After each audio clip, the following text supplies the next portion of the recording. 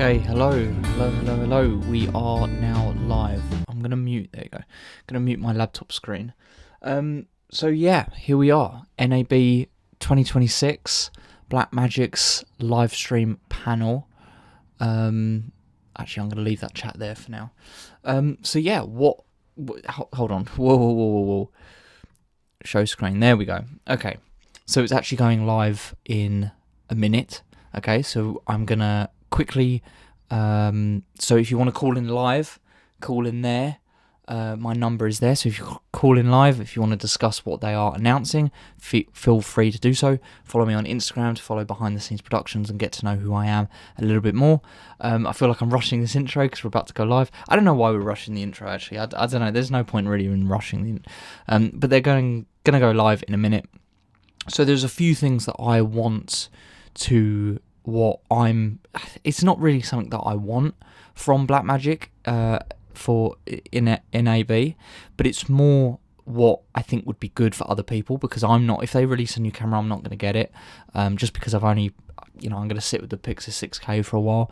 But I think we're going to see innovations with AI in the in DaVinci Resolve in their editing software. I think we're going to see a new Pixis body that's going to have possibly built-in NDs, 6K and 12K variation, maybe even an 8K version, or maybe it's just some accessories for those Pixis cameras. I don't think they're going to do NAB and just have not release a camera or not introduce a camera in one way or another. Either way, I think it's going to be really interesting to see what they've got. I think as well there's going to be a lot of focus on iPhone filmmaking and phone filmmaking in general, because I know that Blackmagic really push into that that zone of like independent filmmaking. I'm also a little bit worried that I'm going to get it's going to get copyright striked. Here we go.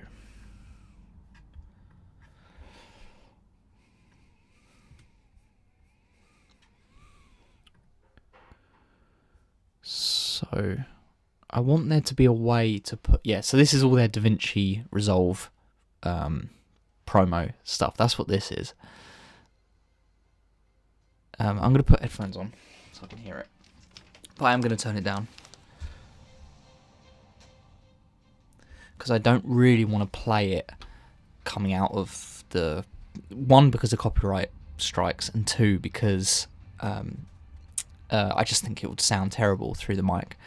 If you are here, let me know in the chat above. If you've got any questions, ask questions. But yeah, I think it'll be interesting. So yeah, this is all their DaVinci Resolve color grading. So maybe they're starting off strong with DaVinci Resolve. How do I put... I do want to put subtitles on as well. I don't really know how to put... I guess I can't put captions on because it's a live stream, right? So they can't just put captions on live. Okay, bored now. We get it, DaVinci Resolve.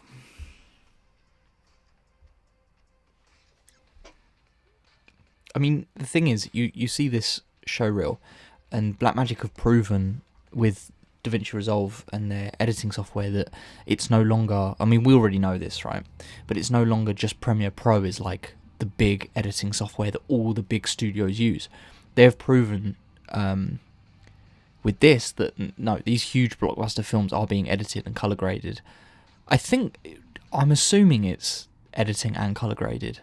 Or maybe it's edited with Premiere Pro, but they color grade with DaVinci Resolve. Obviously, with DaVinci Resolve being primarily a color grading software, or originally a color grading software. So maybe I'm just jumping to conclusions here.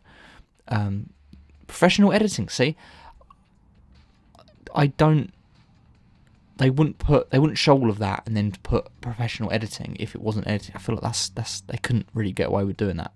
Maybe they can. What do I know?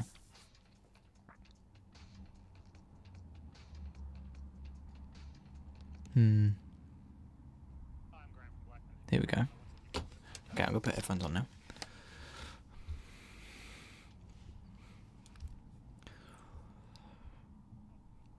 Well,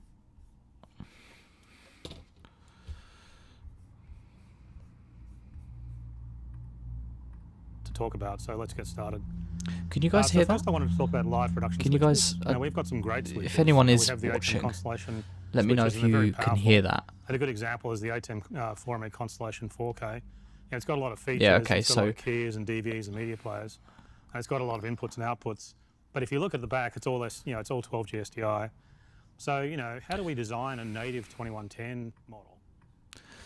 Okay, Ethernet. There'll be a lot of 10G Ethernet connections.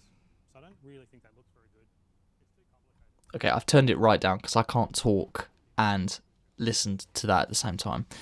I don't know what the volume is on the actual stream itself. I'm sort of just testing this out. Okay, I'll put it up a little bit. Just so it's ever so... Just so you can hear it just a little bit. So yeah, that's really interesting that they've opened up with their live streaming capabilities. I mean, I just saw that just then, and it was just so many Ethernet and SDI ports for live streaming. So maybe I'm wrong, but I swear Blackmagic originally were color grading, live stream. Then they started doing all the cinema camera stuff. So it's good that they haven't completely abandoned that side. But this is all kind of... I mean, I've been asked to do more live streaming work for clients. So obviously this is far too extreme for me. But it would be great to one day have one of those systems that you can just flip between, cameras on live streams. But when it comes to live streaming, the logistics of it is just huge. There's so much that needs doing, and it's almost a little bit scary.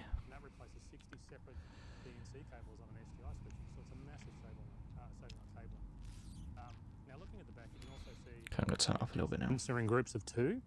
Now that's for redundancy. So they work together as a redundant set. So you really only need one 100G port to connect it. But if you connect the second link, you get a backup. And so what happens is pixels are grouped into packets, and then they're duplicated going out to both of the 100G Ethernet connectors.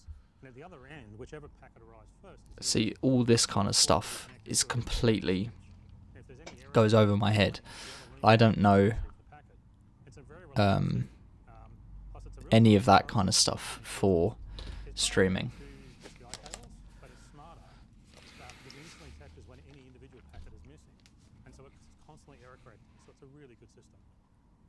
So now let's look at some of the other connectors you can see there.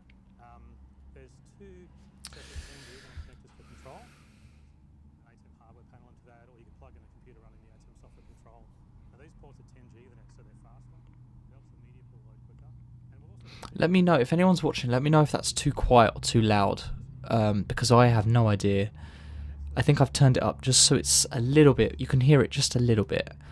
And it's a little bit annoying that I can't put captions on, which was what my plan was going to be. But I understand that... I can't talk and hear him at the same time. But I understand that... yeah.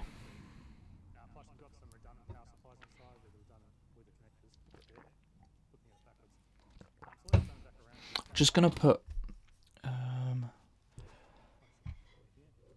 whilst we're watching this, because this is the thing, this is all kind of stuff that I don't really care too much for, just because I'm not in that industry and I'm not doing this kind of thing. But it's still, and again, like, when you see stuff like this, they're definitely linking up with Apple and using technology with Apple, having a Mac there, having the Mac Studio there, and yeah, just reinforcing that relationship between Apple and Blackmagic.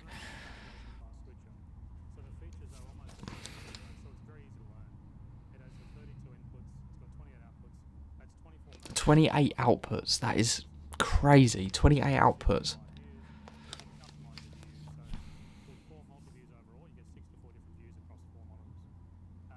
Wow.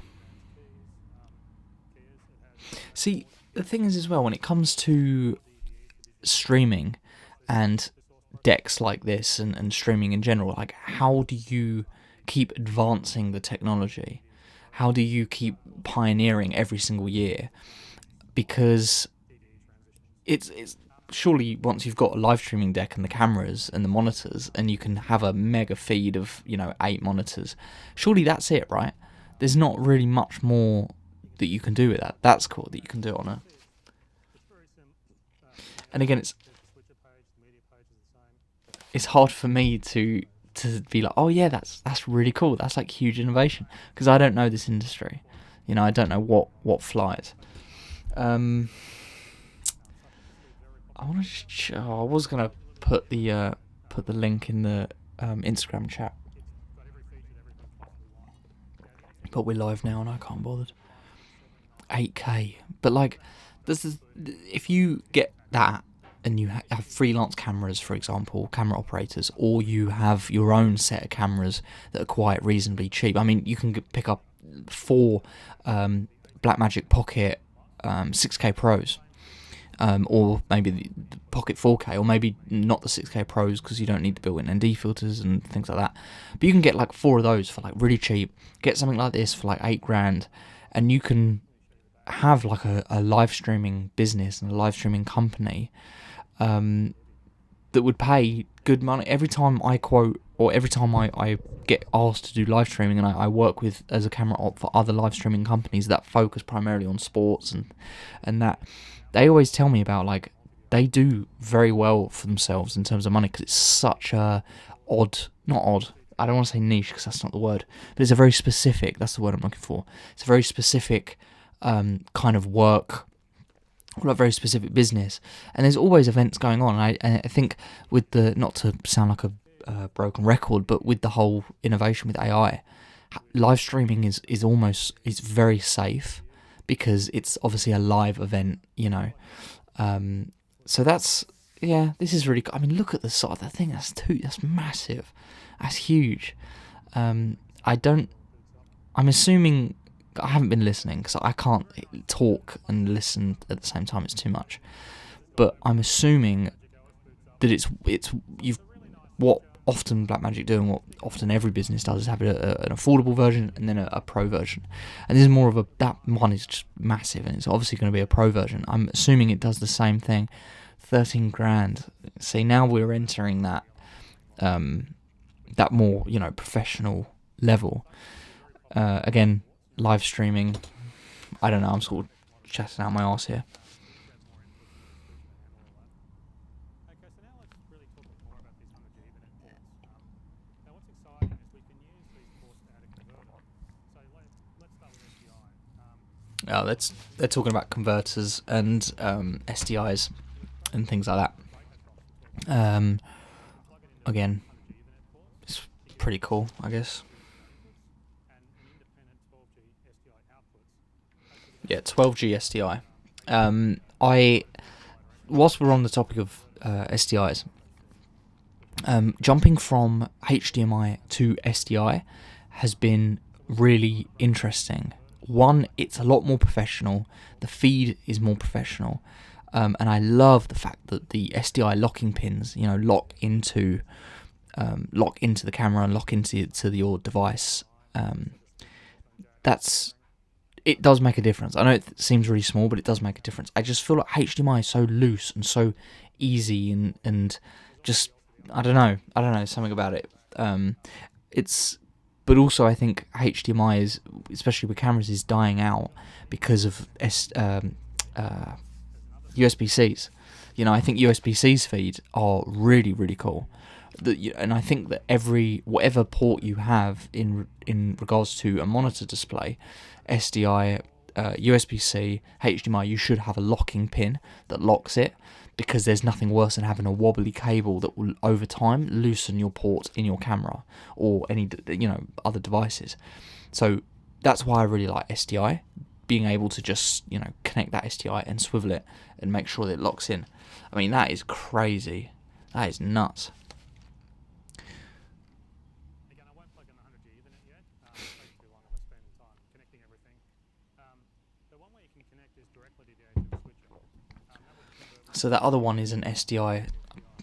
Again, I'm sort of... Look at all those SDI ports. Imagine like managing all those cables. And I've done it before. I've done like live streaming events for a production company that does live streaming. I worked as a runner and camera op, and they just have these huge, so expensive SDI cables that just go on for miles, because obviously it's a live show, it's a live broadcast, and you just need to like wrap them up, because you can't just wrap them up normally, and you just continuously wrap, but you have to do it very carefully because they're very expensive. If you have like a loose, if when it ties and it creates that like tension, it can just bust up your entire cable. It's not something you can just repair easily or replace. It completely messes the whole wire up.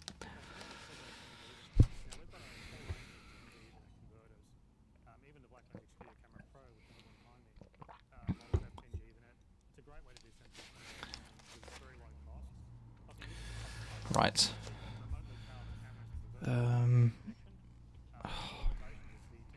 I want to make sure that we're live, because I had this weird bug where it didn't load the stream, and I hope that I am actually streaming. How do we connect these 10G Ethernet products into this ATEX system? So we have a new product to do that. It's called the Blackmagic Studio Bridge 10G PWR. Let me bring it out and show you. Okay, what have we got here? Just more streaming stuff. What they do on these live streams is they wait until the very end of the stream, and then they start announcing and revealing the stuff that's very cool. The stuff that I think people care about. Unless you're, obviously, if you're in the business of live streaming, this kind of stuff is really interesting to you. The same way that, cinema cameras are interesting to me. But right now, I don't care for this. I don't think anyone cares for it unless you're in the industry. So that's where you have two Ethernet connections between each chip. That's where this converter it'll bridge a single link into the two 100G Ethernet ports there. So then you get the redundancy. Plus, of course, it combines a 10G Ethernet into the 100G as well. So now you might notice there's two rack units because each it's got a really powerful power supply. Just checking that we are actually live. Hold on.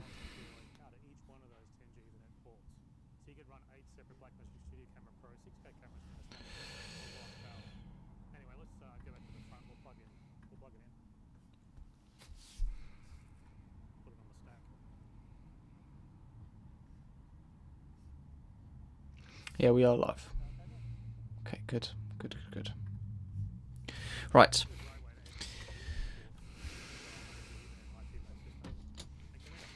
Yeah, again, I'm sorry, I don't really have much input to put into this, just because live streaming is such I know very little about it. The thing is, as well, with Blackmagic's, same with Apple as well, their products, they're very stylish. Like they are not, like they don't look ugly. Like they look cool. Imagine if you racked up with all of them on on a tall trolley, or I don't know how it works, or like you're moving equipment because you're live streaming. That does look professional with all these cables coming out of it. But that's why you're paying 13 grand or something for one of those decks.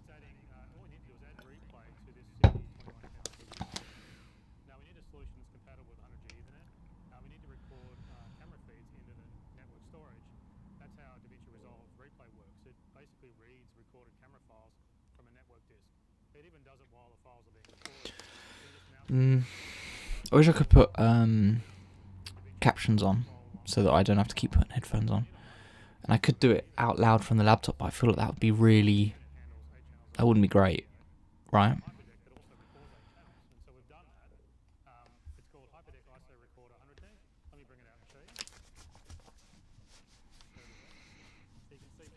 So I did do a job once, and it was for live streaming. And it was with two Blackmagics. It was much smaller. It wasn't this big, proper live event that I've worked with other people before.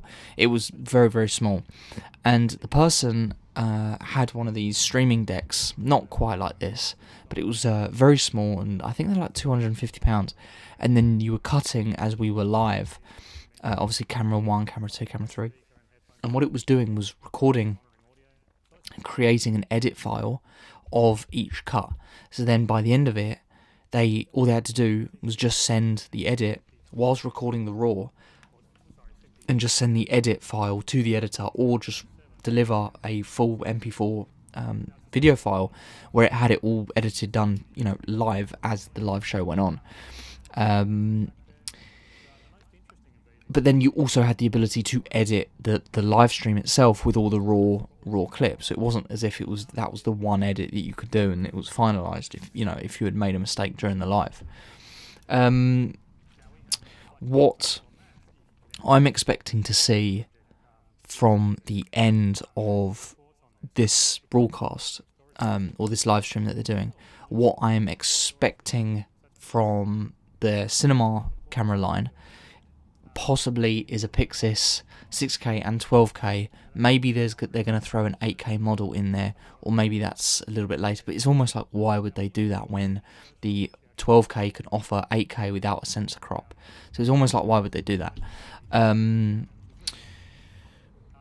think built-in NDs is a huge request for... I mean, the Pixis has been a really popular camera.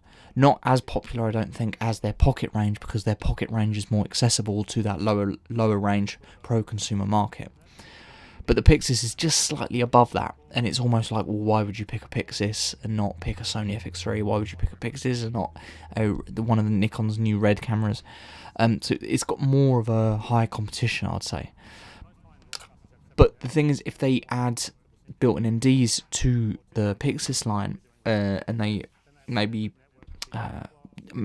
built-in variable NDs would be like a huge plus. But again, it's hard, because it's like, why would you pay for a more expensive Ursa 12K that has built-in variable ND filters, that has the same 12K dynamic range 12K sensor?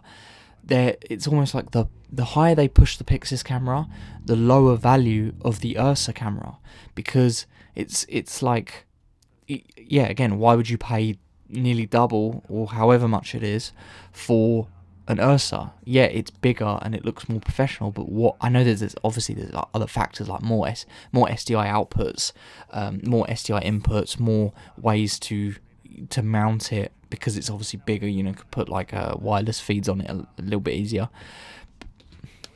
No, there's just more live streaming stuff. But yeah, like, why would they? It's a real thin line that they have to balance, because they obviously have to improve innovations to the Pixis camera, but also innovations to the Ursa camera to make the Ursa camera a different level of camera. Let's see what he's saying. Hold on.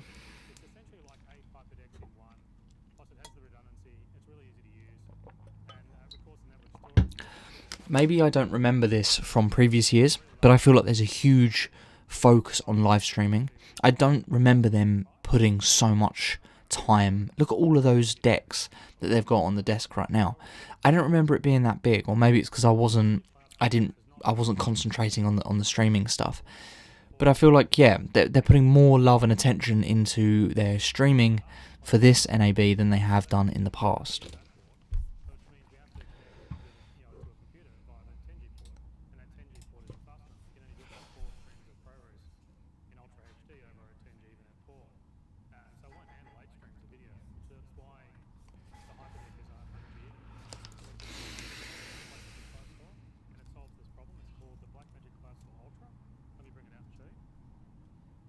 So this is more like cloud storage. I don't know if people use it in the way that they, sending proxy files to the Blackmagic cloud and being able to live edit those clips. I don't know if I haven't met anybody who actually works with that workflow. I don't know if that's like the new generation of filmmakers that would do that, which is always like live editing, sending it to an editor instead of editing it after the case. But it's almost like, why would you start an edit not knowing the output of the day? It's that seems maybe a little bit counterintuitive.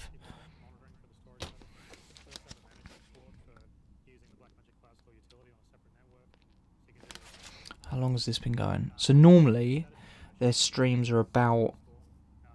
Oh, I can't say. Normally their streams are about half an hour, maybe 40 minutes. So unfortunately, if people are still here, I doubt they are. But if people are here, then we sort of do have to watch all of the boring. Not, I don't want to disrespect people. It's not boring. It's just boring to me because I don't stream, and these are just like boxes. But if you're into streaming, then you know this is all stuff that you love, that you would be really into. And that's what I do like as well about... I do have problems with Blackmagic, but what I do like about Blackmagic is that they do offer a variety. You know, they've got cinema cameras for the lower range, they've got cinema cameras for the mid-range, they've got cinema cameras for the top range-ish, depending what you define as top range. But same with streaming, they've got low-level streaming, they've got mid-level streaming, they've got high-level streaming. So they very much do branch out and make sure it's accessible for a wide range of different people in the industry.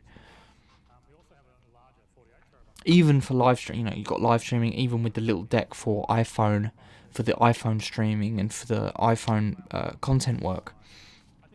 So, you know, they do sort of... There's something in there for everybody. It's also fantastic on set and a DOT car.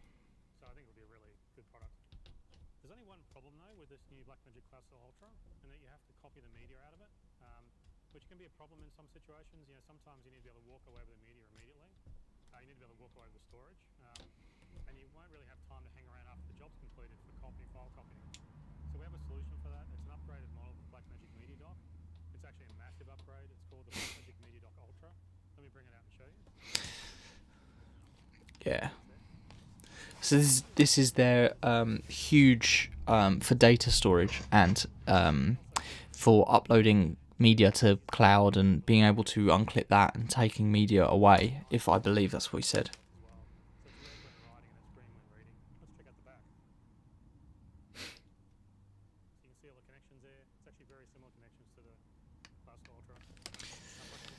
Yeah, so this is just media data, and I know things like media data is boring, but if you're in the industry and you're working, you realise how important this kind of stuff is, and how, yeah, it's boring, but at the same time, it's needed, and it's almost like, look, if your media is 1,000 times faster, can be uploaded quicker, and can be delivered to a client quicker, and edited quicker, that kind of stuff is exciting.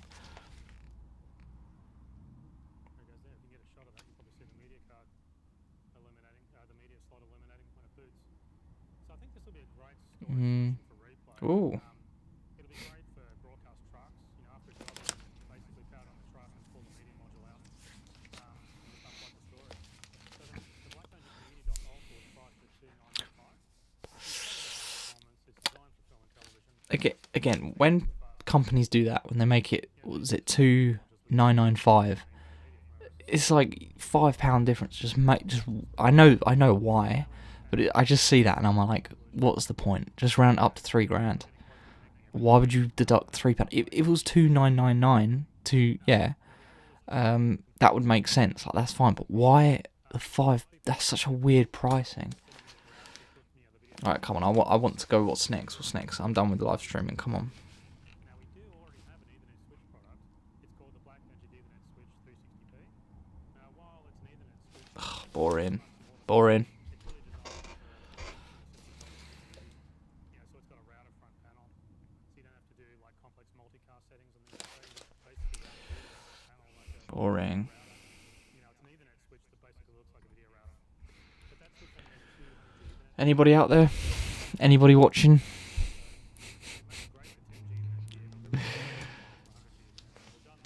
If you are watching, if there's anybody out there watching, I don't blame you if you're not. But let me know in the chat, because I want to see who's here, you know. I want to see if anybody cares. If anybody cares about NAB, not cares about me. Cares about NAB and like new Blackmagic, like what's going on. Oh, I just don't care for the streaming.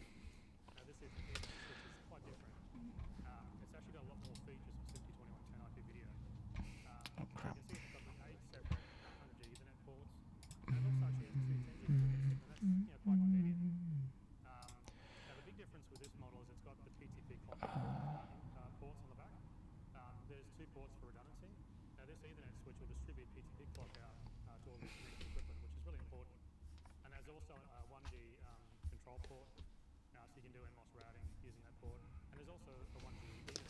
More live streaming, really? How long has it been? Started at 6. You're telling me it's been nearly half an hour and all they've spoken about is live streaming. I'm a little bit, I mean, obviously it's not my thing, but I'm a little bit disappointed because come on, I'm streaming, I need like things to talk about, and I'm struggling. I can't think of things to talk about. You know, I'm running out, and I don't want to just sit here and watch this. I want to try and put some form of input in, but I'm finding it very hard because I don't stream. So, or like I don't live stream on this to this extent. Let's plug everything in. So we can now build our system, and we'll just connect everything to this switch. Now I have a rack of hardware behind me, and there's a Blackmagic SDI expander connected to all of them. Do they do this every day, or is this it for NAB? Have I messed up? Let me just see.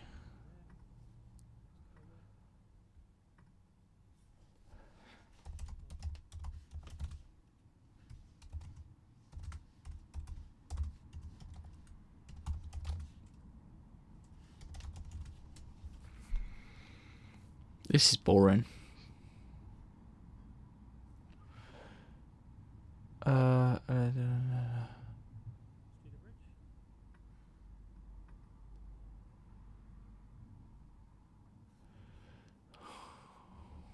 No, it's just this. It's just this. I can see other people are live streaming it as well. And now we need to plug the 10G from the switch.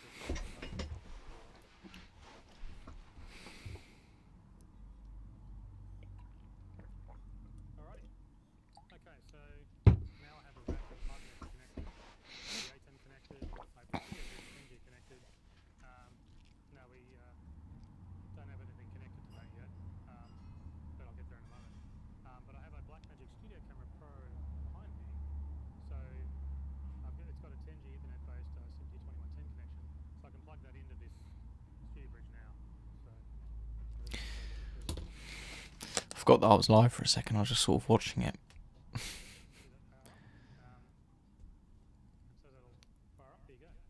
Look, I do appreciate their live streaming cameras. Like, look how big that monitor is on the back. It looks really weird, like the shape of the camera. It looks like just an iPad with a lens on it. But I do appreciate how big that monitor is. I would say it would be great to have that monitor. Oh, another thing that I think that they might possibly do, and I really wish that they would do this. I would be so excited if they brought out a 7-inch Pixis monitor. You know, a monitor that is lightweight, exact same as the Pixis monitor currently, but just a big 7-inch one. How nice that would be to just be able to operate the Pixis monitor and operate the Pixis camera in general with that monitor, but just have it so it's much bigger. I don't know logistically if that's possible because it's powered through the USB-C. It would might need like a little power bank or something, which adds weight to it, but that would be really cool. I would really want to see that. I would be more excited about that than a new camera at this point. What else did I write? I wrote a bunch of notes. Oh yeah, autofocus. How my thoughts and feelings of the autofocus, the unofficial beta testing on the camera. So far, it's either works really well and I'm really impressed with it, or it doesn't work at all and it's pretty crap. It's one of the two. It's sort of not really this middle ground. I think it's because me as a person with lack of experience with autofocus and what works and what doesn't work, maybe I'm just learning what is appropriate and what works. Let me just see what they're talking about.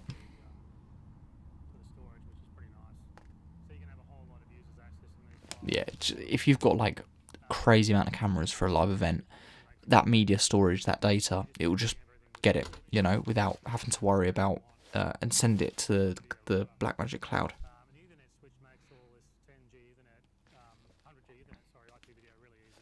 So what was I saying? Need to get off live streaming. I don't I don't care for these things. So yeah, what was I saying? Yeah, autofocus. So I think as well what we're going to see is Blackmagic showcase their autofocus on the Pixis cameras, and specifically or maybe just more focus, because at the minute the beta is not available on the 12K. So they might just drop a bombshell and be like, look, we've got this official update for our cameras, autofocus all year round, 12K, 6K, and look, it's like it like works really well, you know. Will they test it on the live stream? Because if it goes wrong, that's not going to look good. If it fails to focus, that's going to look really bad. I don't know, but so far, my experience, it works well. Like, it does work well when it wants to, and it has been. I did a shot on a gimbal, and it's just it's a music video, and it's walking around. That was a real lifesaver. I think with gimbal work and things like that, it really does help. Because normally without autofocus, you'd have to focus it on the gimbal, and then gimbal it, and sort of forces you to shoot in a very specific way. I can't believe it's taken me this long to talk about that, because it was this huge thing, downloading autofocus for the camera. It is in beta testing, so it's not an official one, but still, it's a step in the right direction for Blackmagic. Yeah, and another thing was AI integration into DaVinci Resolve in a significant way, using like sky replacement, background replacement, moving light around, changing the light. Those really high-end AI softwares that we've been seeing, like Higgsfield AI. I think we're going to see that being implemented into DaVinci Resolve. Something that Adobe has not done, or has not done quick enough. They did do like generative AI. They did do where you can mask something that's moving, but it's like these little trickles of features. They don't really do these like big bombastic updates where it's like, look, all of this is new, this is new, this is new. But DaVinci Resolve has been doing that, which is why so many people have been switching to DaVinci Resolve. I don't know why Adobe Premiere Pro has not been like, we need to go into overdrive, we need to be pushing this, pushing that, we need to be like fighting the competition. It just seems like they're being really lazy with it and just not caring. But I guess it's because Adobe have such a strong stance and years in the industry, and they've got, that everything works well with one another.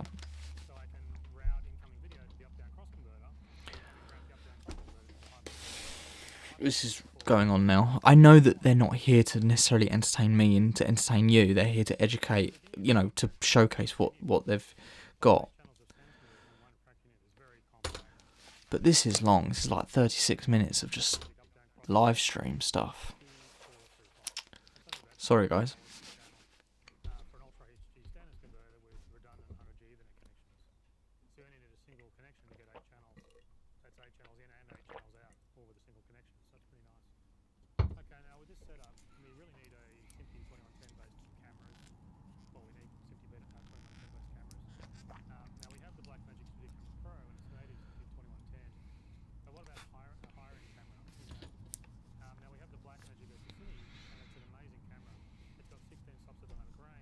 Here we go, we're going to see something.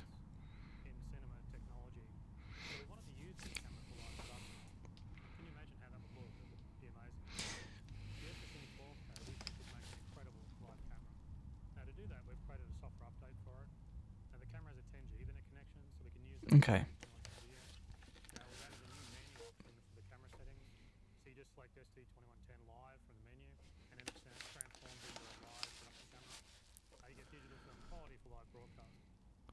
Okay, so they've done an update for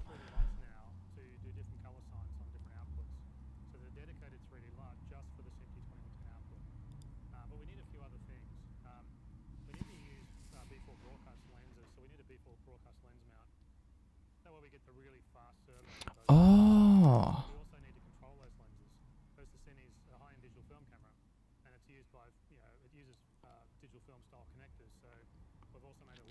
Okay, so these lens adapter cables. Okay, so this is where things start to get a little bit interesting. I know we're still talking about live streaming.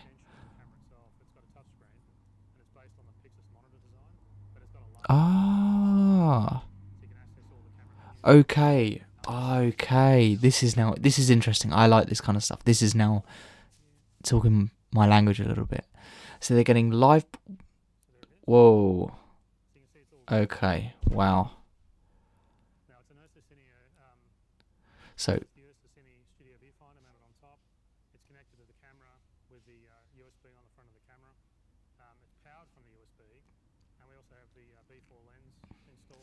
okay.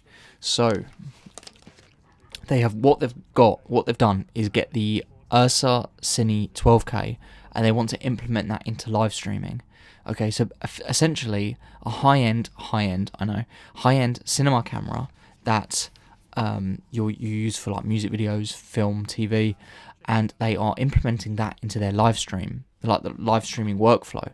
So you can now take the mount off of the Ursa Cine 12K, put on a live streaming lens mount, which is one of those super zoom ones.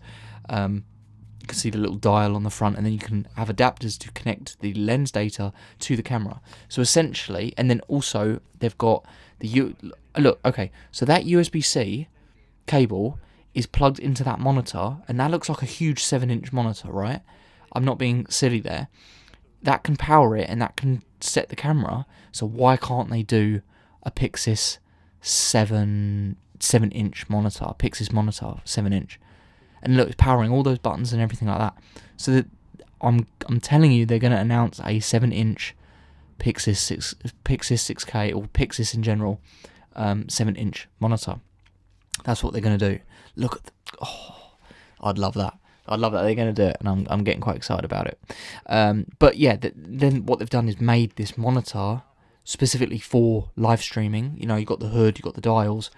So yeah, I think they're again, okay, that's a form of innovation, if you want to call it that, which is being able to get your 12K cameras. And again, you wouldn't broadcast in 12K. That's stupid. That's ridiculous. But it's more for the sensor and the fact that you have that camera lying around. And this goes back into what I said earlier, which is Blackmagic allow, they're inclusive in letting other people. Oh God, is the Pixis monitor going to be like £800 or something? Oh, £500 for an. I do get it. I do get it. It's just a lot.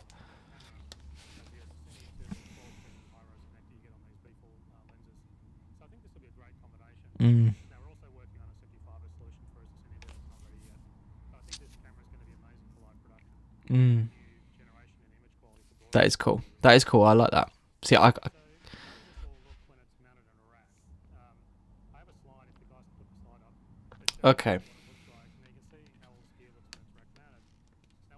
Okay, yeah.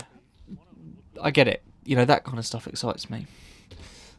Which is the camera side, I'm a shooter, I'm an operator, so I like that kind of stuff. And I can appreciate and respect how cool that would be, having that huge 7-inch monitor, the lens adapter. So, let's say that you're an operator and you own a 12K, an Ursa Cine 12K, you can almost maybe get this kind of stuff and be like, look, I can also be a legit streamer for these huge live events. We're talking big sports.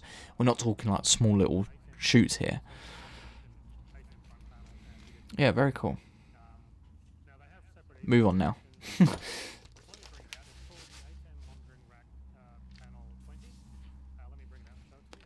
Okay, what have we got? Yeah. Oh, more. Is this whole stream going to be live stream? I think it might be, I don't think they're going to announce any cinema camera stuff, because it's been like nearly an hour.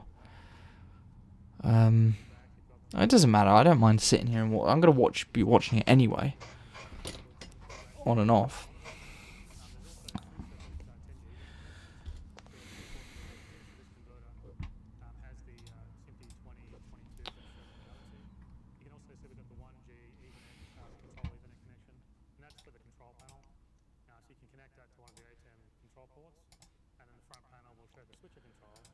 the video will come in through the 10Gs.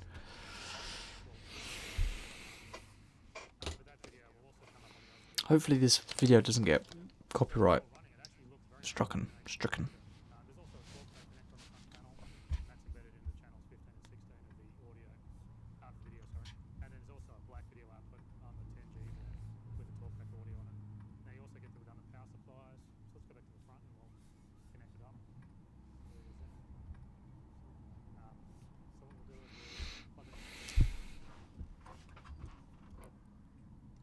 let's just now. Plug it into the spear bridge. Okay, here's maybe a thought. Do you think that they, because they've done it with their 12K, Ursa Cine 12K, are they going to release the same kind of, or announce the same kind of attachments for the Pixis cameras? And are they even bothering with pocket cameras anymore? That's an older chain or line of cameras, so are they going to continue to support that? I doubt it. But the Pixis, are they going to add all of these attachments for the Pixis camera as well? Don't know. Maybe.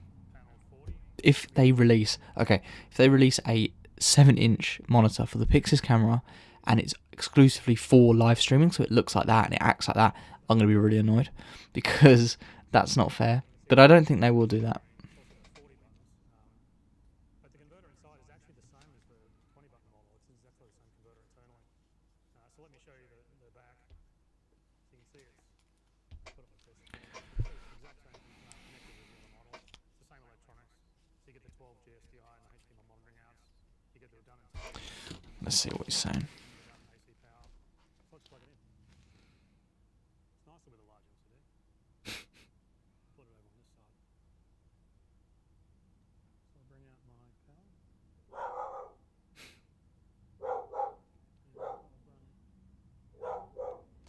Oh, that is crazy. That is nuts.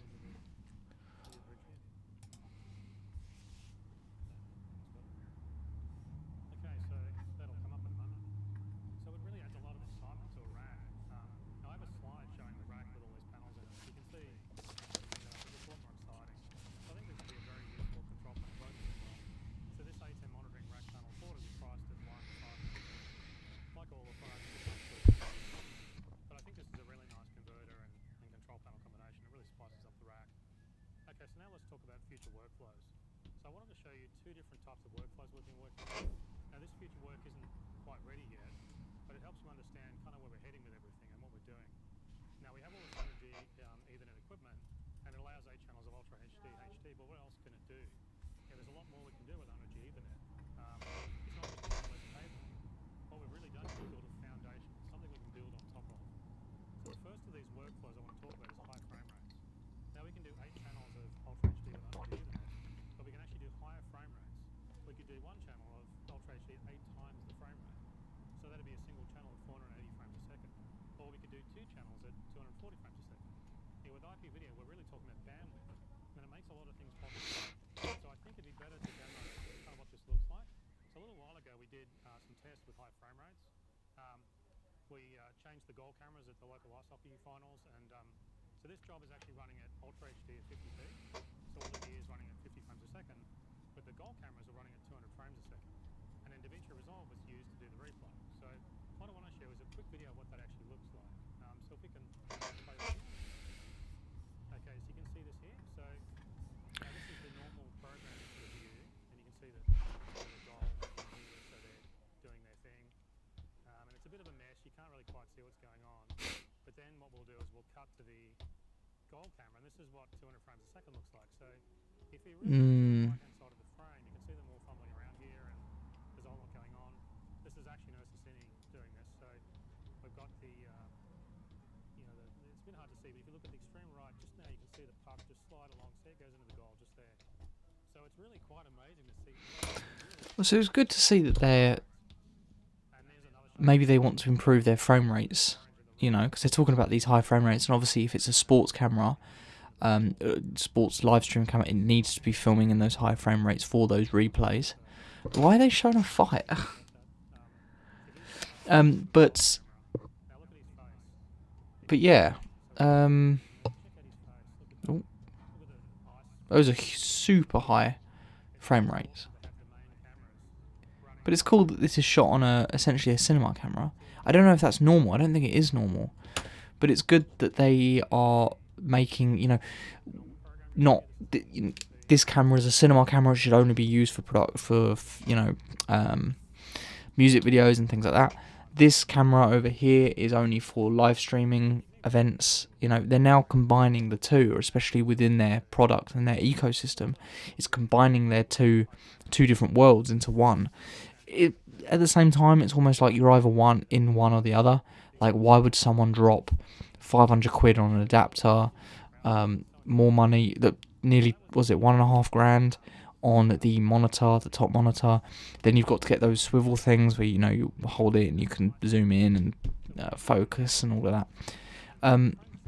So, like, why would you invest all of that into that unless you knew someone, I guess? It's just very niche to have an Ursa. It's very specific to have an Ursa 12K and then change it to live streaming camera. You know what I mean? It's like you would just buy I don't know.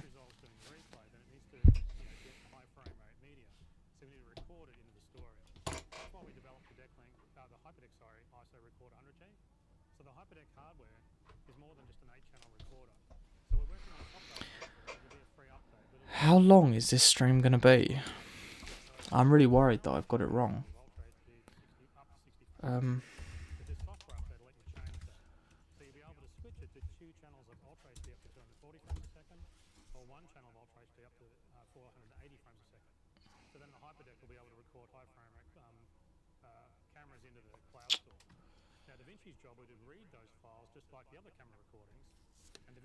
Sorry guys, it's a bit boring.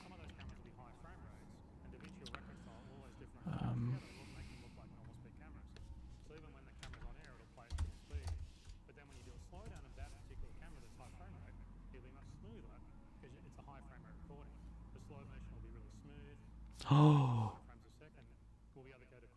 NAB 2025 live stream. Last time was 3 hours long. So I'm going to be here for 3 hours. Because I feel like I have to wait. 6, 7, 8, 9. Be here till like 9 o'clock. Jesus Christ. Alright, let's do it then. We're in this long, aren't we? What's he talking about?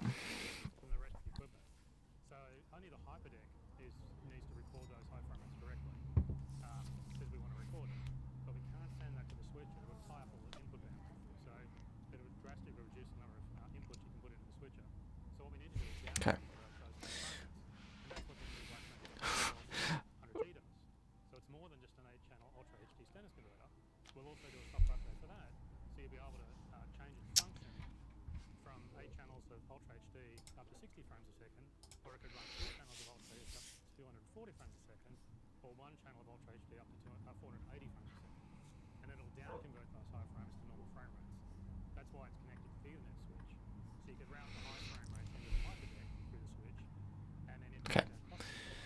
I don't think anybody's watching right now.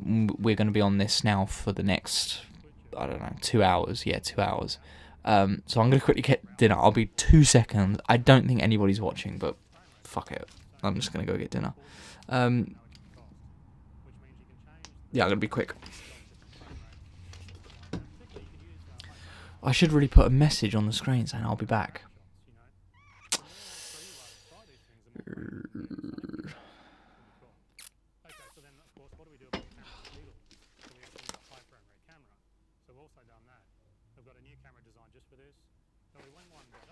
Okay, new. Hello, someone is here. As soon as I was... How are you? Grade 12th tech boy. So what is it that you are interested in NAB? Because this... Take this off. This is... Okay, so this is... We're on the topic. This is really... When are they? No, I'm in the same boat. So this stream is normally these streams are about 3 hours long, okay, and we're about an hour in, and it's all been live streaming so far. So I would wait until the last 40 odd minutes if you want to see like their meat and potatoes, their cameras. But if you want a recap now, I'll give you a quick recap. Is you can essentially get all these modifications. So a lens adapter, the 7-inch live streaming monitor for the top, so you can convert your Ursa 12K, Ursa Cine 12K. Love the Pixie 6K review. Thank you so much. I really appreciate that. I really appreciate that. So thank you. Yeah. So what they have done is allowed you to have all of these adapters to convert your Ursa Cine 12K into a full production live streaming camera. And they've just announced here that there is another model, and this is where I get a little bit confused. There's another model that they've built specifically for live streaming. So it's almost like, why, if you're into live streaming, why would you get all of the... I don't know. Maybe I'm lost on that one because it's live streaming. It's something that I'm not really into that world. But let's quickly just hear what he's saying. Oh, let me know as well if you can hear it okay, because I didn't want to. I didn't want to do it so that, because I'm really struggling to hear. I'm struggling to talk and hear him as well at the same time. So I've sort of done the volume, and I don't want two different volumes overpowering each other. So I've done it quite quiet on him, on this stream, and then my voice being the obvious one. But yeah, this is like really, really cool. Especially if that price is not bad at all. For what it's offering, that's really not that bad.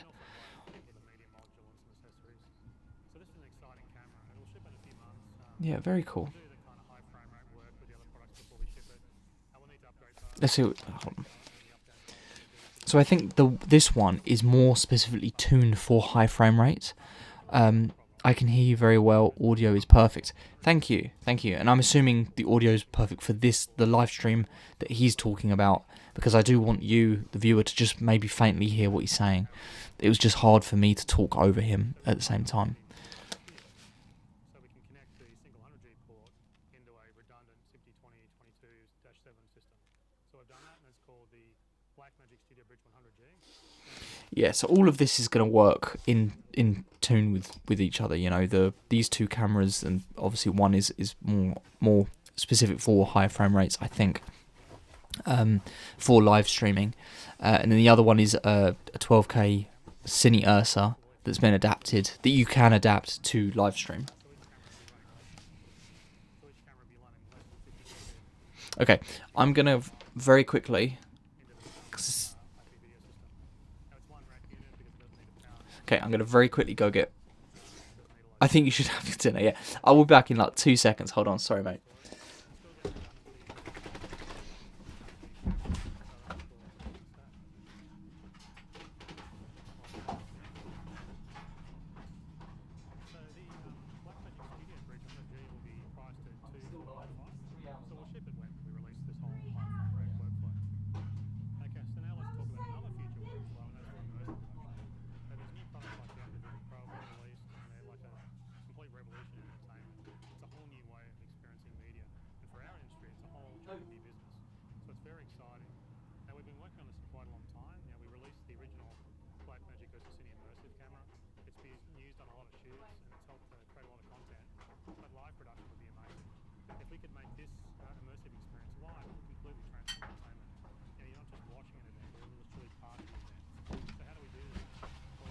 Okay, I'm back.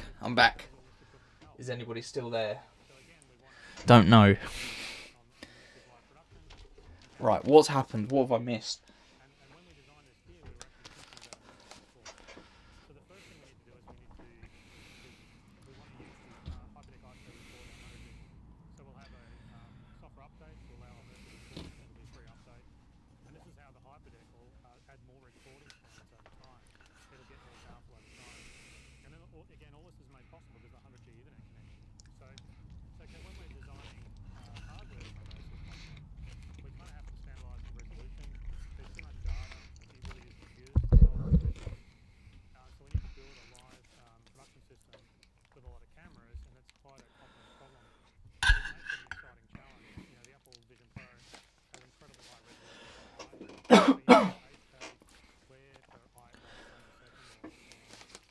if you're still here, I'm very sorry, because there's really not much input I can put in here.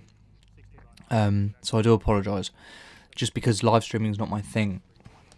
And then there's a lot of him talking, so I don't really know what I can add that's relevant.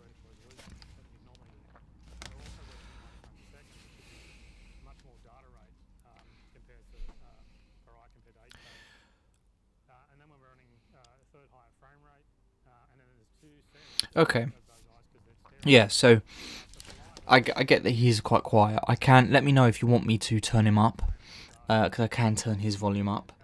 If you're struggling to hear what he's saying, but you're interested in camera and DaVinci Resolve.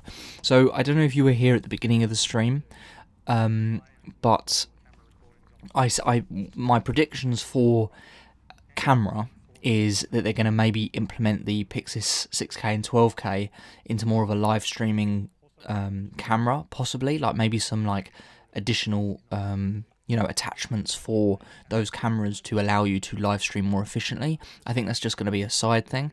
I think that they are going to, and this is a big one for me, this is one that I'm most excited for, I think they're going to release a Pixis 6K, a Pixis monitor for both the 6K and 12K, and I think that monitor is going to be 7-inch. It's going to be this really nicely sized, big 7-inch monitor for those cameras. I don't see why that couldn't be possible. You can see that they've done it there on those cameras. So why would it not be possible for the 6K? DaVinci Resolve, I think they're going to implement AI, heavily implement AI features into editing. Things like light, moving the light replacement, background replacement, generative fill. So like, if you want to expand your background, things like that. I think they're going to do that in a really big way. Those are my predictions for. Maybe they will release a Pixis 8K or a Pixis 6K 8K model. No new cameras. Possibly a Pixis 6K, a new Pixis camera. I don't think that it's going to be a different. I think they're going to focus more on autofocus and implementing autofocus into their Pixis cameras. Because I know that they did that beta test, which isn't an official update, but I think they'll do an official update for the Pixis cameras.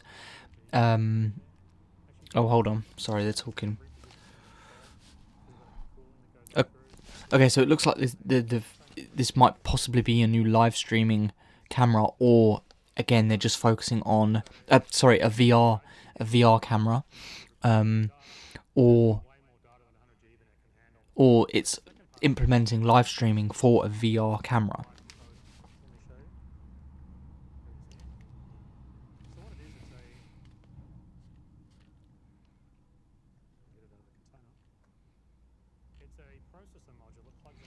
Yeah, just more like processing stuff. So back to the cameras.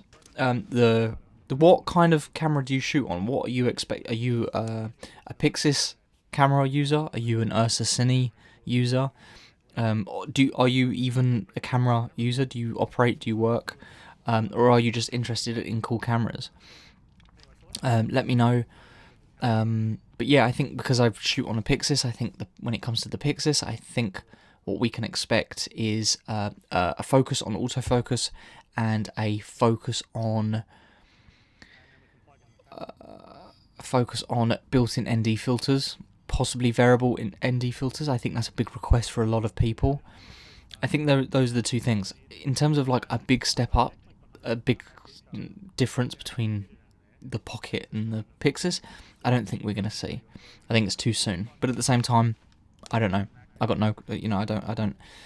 When they announce something big, they normally have a huge sponsorship with NAB, and I don't think they've done it this year. I think it's been quite quiet. I haven't seen much promotion in terms of Blackmagic and NAB as a whole. So, yeah, we'll not sure on that one.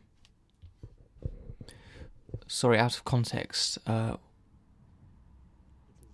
are you from? America or UK? And are you in video production primarily? And then it's your main job. So I'm UK. not American. I am in the UK currently. And yes, I do this full-time. Primarily, it's a full-time job. As a freelancer, freelance camera op. However, certain productions do get rather big, so I subcontract people like a second videographer, second shooter, an external editor or things like that. So yeah, video production. But primarily, what I do a lot of the time is a freelance camera op for other production companies. Yeah.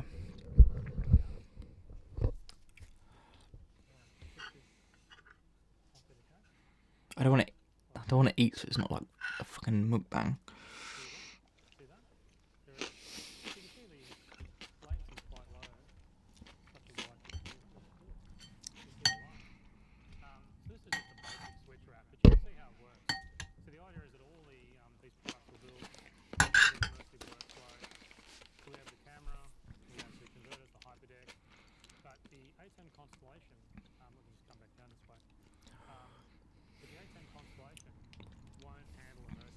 See, going back as well to what I was saying at the beginning of the stream, I don't know if you were here, but I was just saying about how with Blackmagic there's something in it for everyone.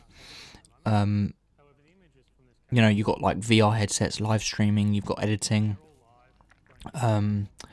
cinema cameras, production cameras. I mean, that is crazy. Essentially, 26.5 grand for something. I guess but the thing is, it's so specific, isn't it?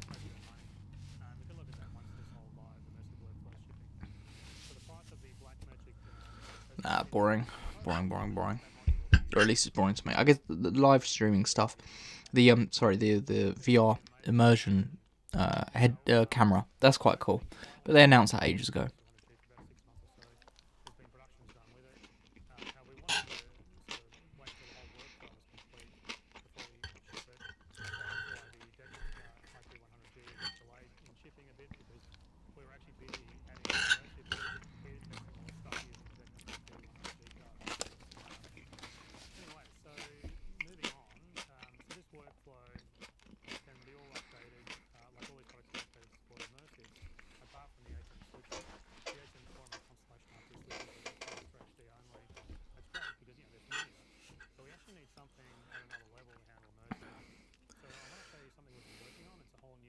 Oh, here we go. This might be something new.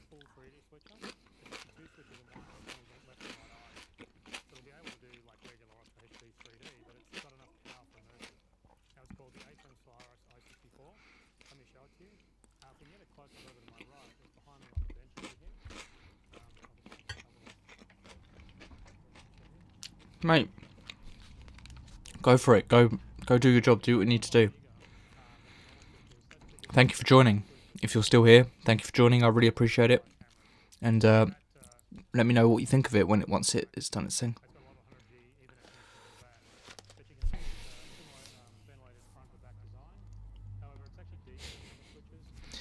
Mate, you're all good. Don't worry.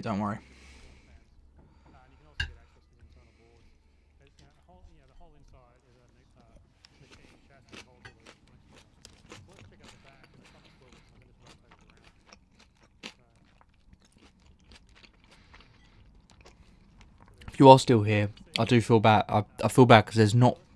If there was like new cameras and new things like that we do, I would be talking a lot more.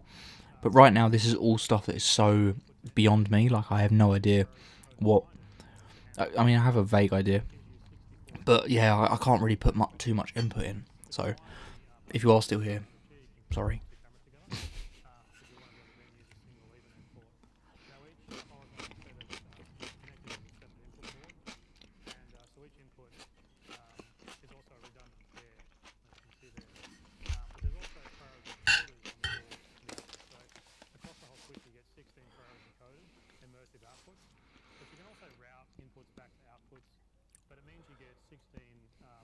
So I've got no. It's completely lost me now. I know what certain live streaming decks are. But this whole massive thing, I think it's to do with the VR immersion, both live streaming and just capturing data, because I guess it's like high resolution. I mean, I don't even know how to say that in words, because it's not. Can't say like 4K because it's not really 4K. Just it's a completely different world, Live streaming, I have some idea on how it works, but this thing and that VR immersion headset, I have got no clue what any of this is, to be completely honest with you. And if anybody is watching, no, they're gone.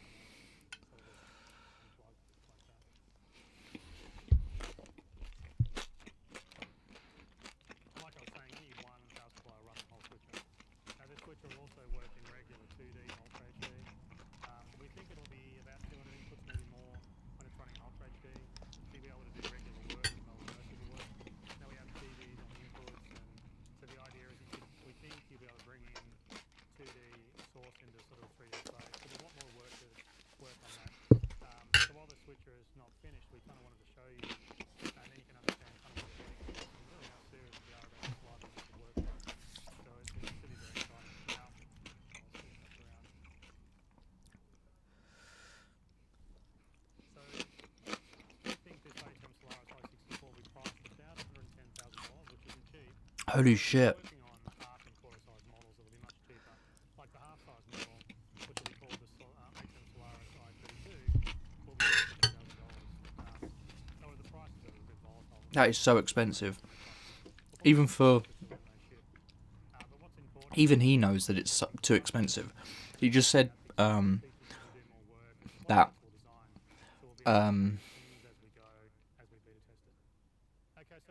that there are going to be like new. I mean, that's not an official release. They said that there's going to be a newer model that's going to be cheaper, and even he said like, yeah, that's expensive. 110 grand. That's crazy. Working with surround sound and immersive audio is very complex. You need hundreds of audio channels. We need complex bussing and effects. There's just no way the internal audio mix on the 8 switches will be able to. Okay, they're talking about audio now and VR. Again, I don't know, nor do I care. Handle broadcast workflows. Simple audio mixers can't do that. But then we need to do, kind of go well beyond broadcast as well. We need something that supports native 50/2110 sort of based audio, just part of the whole workflow. So we want something modern that's not stuck on the past, and we need to be able to handle surround sound and spatial audio.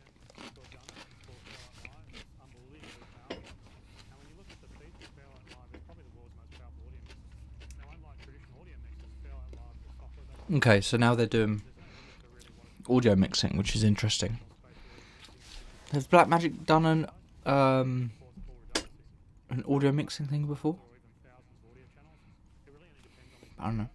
Now, it works with standard computer audio, but it also works with USB audio as well. It's fully customizable. And you get loads of built-in effects, such as lots of broadcast features, such as like a cue play, talkback buttons, plugins, support, snapshots, and heaps more. It's very exciting. So let me go over to the computer and I can show you, so you can sort of track down. Come down here, if you can get a shot of the computer. So let me bring it up.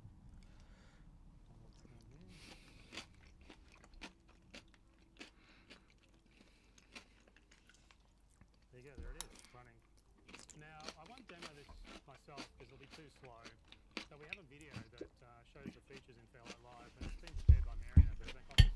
Please play the video and you can check it out how it works.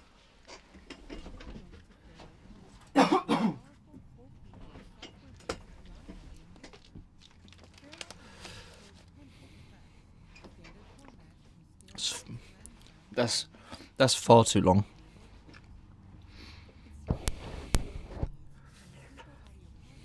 Are they just playing a video now? A complex live broadcast sports event. Fairlight Live is loaded with broadcast features, plus a flexible button architecture designed for 10 modern IP workflows and 8-10 switchers. Let's take a closer look. When you first launch this, No, this is boring. Sorry, this is boring. or create a new show. Here you'll have the option to create a new show from a factory template, user template, or create a custom show configuration to match the number of inputs and buses for your show.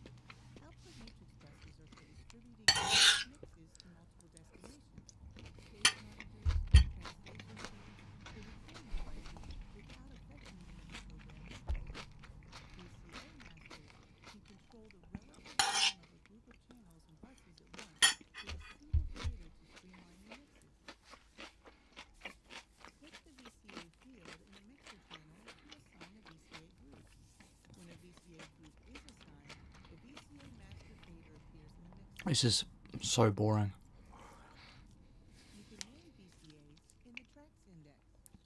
This interactive list offers quick access to all of your show's channels and buttons.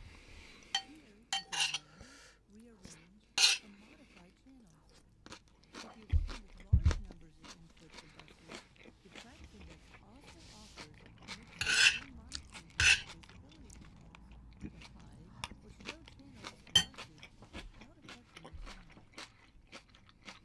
To help you visualize and manage your busing architecture, Fairlight Live offers a variety of designated floating windows you can neatly locate in the window menu. Here you'll find the bus assign window for quick changes or an overview of the buses and their assignments in either icon or list view. There's also a VCA assign window to modify or see your VCA assignments at a glance. For a more focused view of the channels contributing to a bus, there is the Bus Contributors window, which shows a visual layout of any selected bus.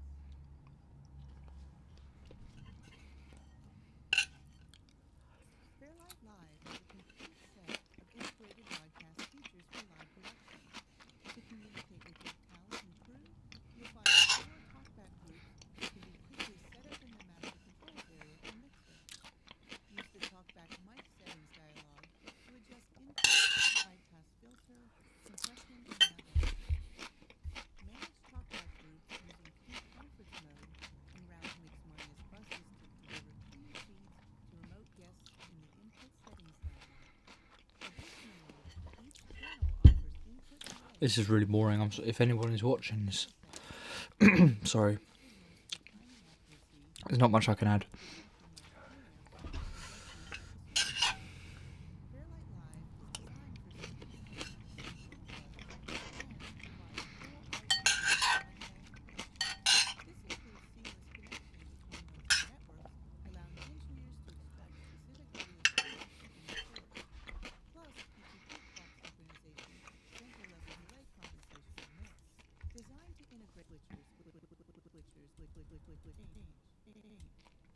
create an ATEM show from scratch, or use an ATEM preset for instant routing and bidirectional control for supported ATEM switchers. Supported ATEM models include default mixer settings and templates, with inputs to match the ATEM model, along with full on-air status control.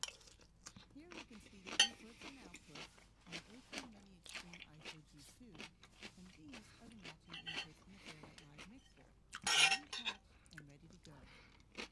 Fairlight Live supports audio follows video camera selection for up to 100 cameras, routing audio from the switcher into the mixer for processing and mixing before returning it to the program output.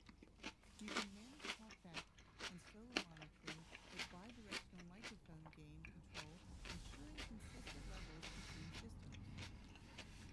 You can set fade curves and hold times for smooth mixer transitions. Someone join the stream. Delivered directly to your personal If you are watching. select Oh no, never mind. You're gone. audio designs within the Huh.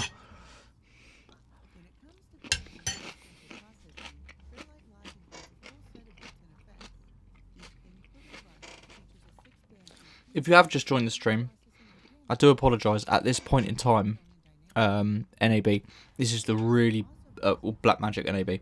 This is the really boring stuff, or at least it's boring to me.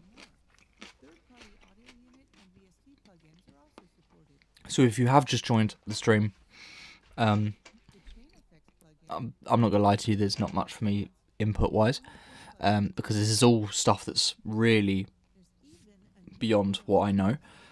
This is audio and live streaming audio. You can see all these channels here, and just their new deck for recording all those audio channels.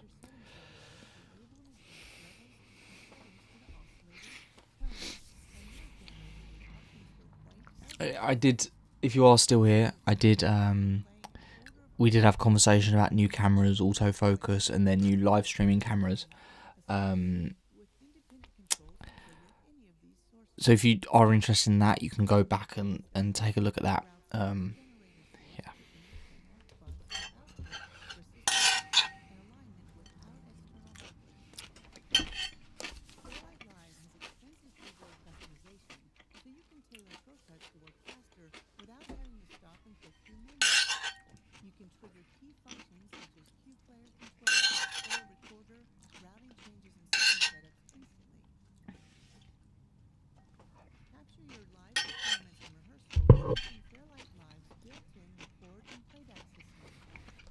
if you have just joined the stream, I don't know if it's a new person or you were the person previously, and I sort of don't want to keep repeating myself. But basically, what I'm saying is just this is like the really boring part of Blackmagic's NAB. Just their sound recording and their sound live streaming.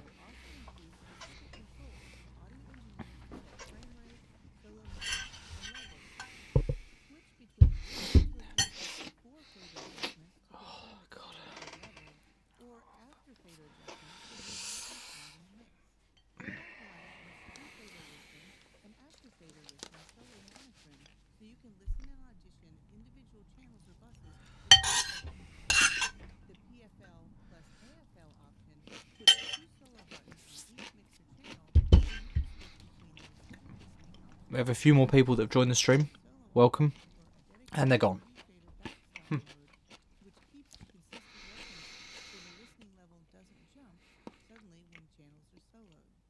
Snapshots let you save and recall the entire mixer state, providing a powerful tool for show setup and real-time control. Fairlight Live snapshots can be sequenced between different segments, such as a broadcast commentary, halftime performances, or musical acts. In this podcast example, there are 2 snapshots, and you can see in the mixer that the remote guest input is muted with the fader down. You can load the next snapshot by clicking the button on the snapshot window. Using a keyboard shortcut, pressing the snapshot button on the Fairlight Live console. Use the global recall controls to determine which channels and buses are recalled and updated when a snapshot is recalled. Isolated channels will not be changed. Recall speed controls the rate of the automation between snapshots to create a smooth transition. Multiple Fairlight Live stations can work together on the same show for redundancy, prep, and distributed workflows. The primary node operates the full feature system, providing complete control of all inputs and outputs within the mixer. Failsafe node uses a secondary system that mirrors the primary, ready to step in if a failure occurs. Quit mode allows you to build and test shows offline without affecting the main system. In addition to primary and backup options, Fairlight Live lets you control the mix from separate computers, extending operation beyond a single system. Okay, back to it. Supports multiple workflows on separate computers.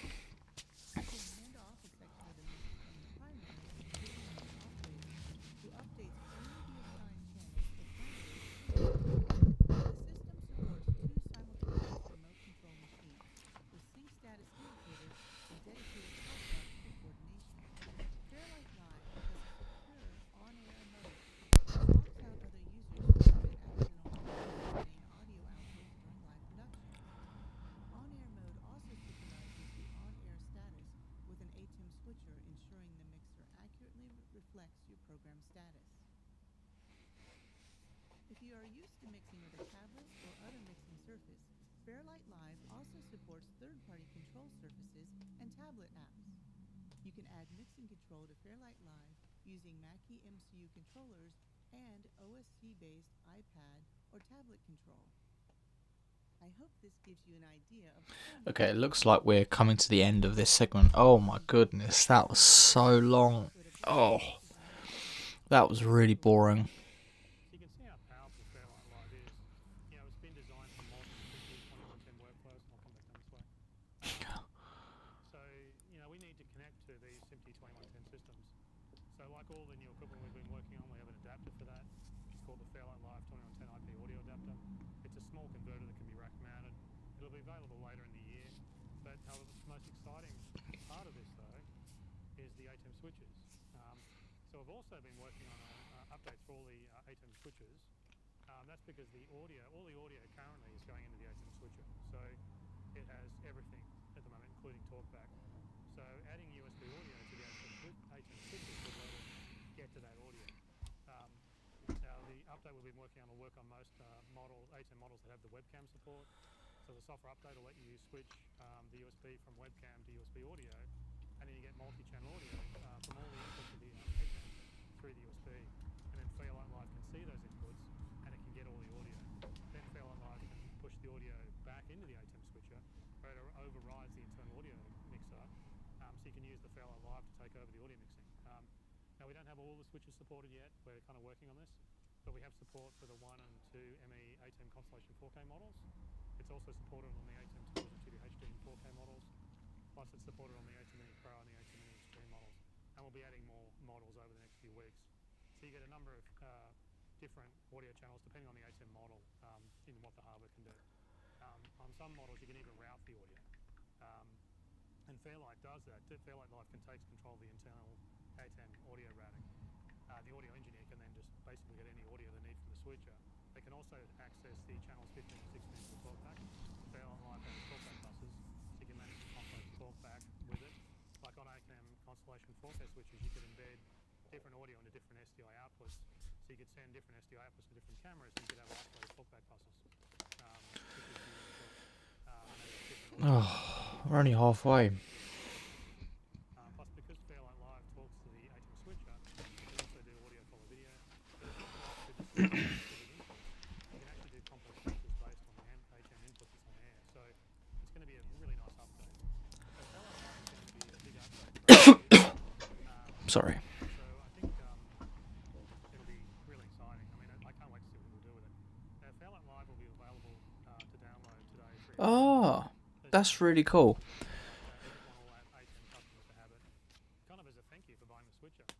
Okay, that's cool. Yeah. So this is their new audio mixing app then, right? It's new. I don't think it's something that they've had before.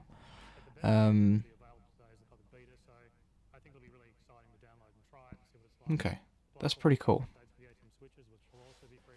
But again, it's only cool if you do live streaming, if you do audio live streaming, you know.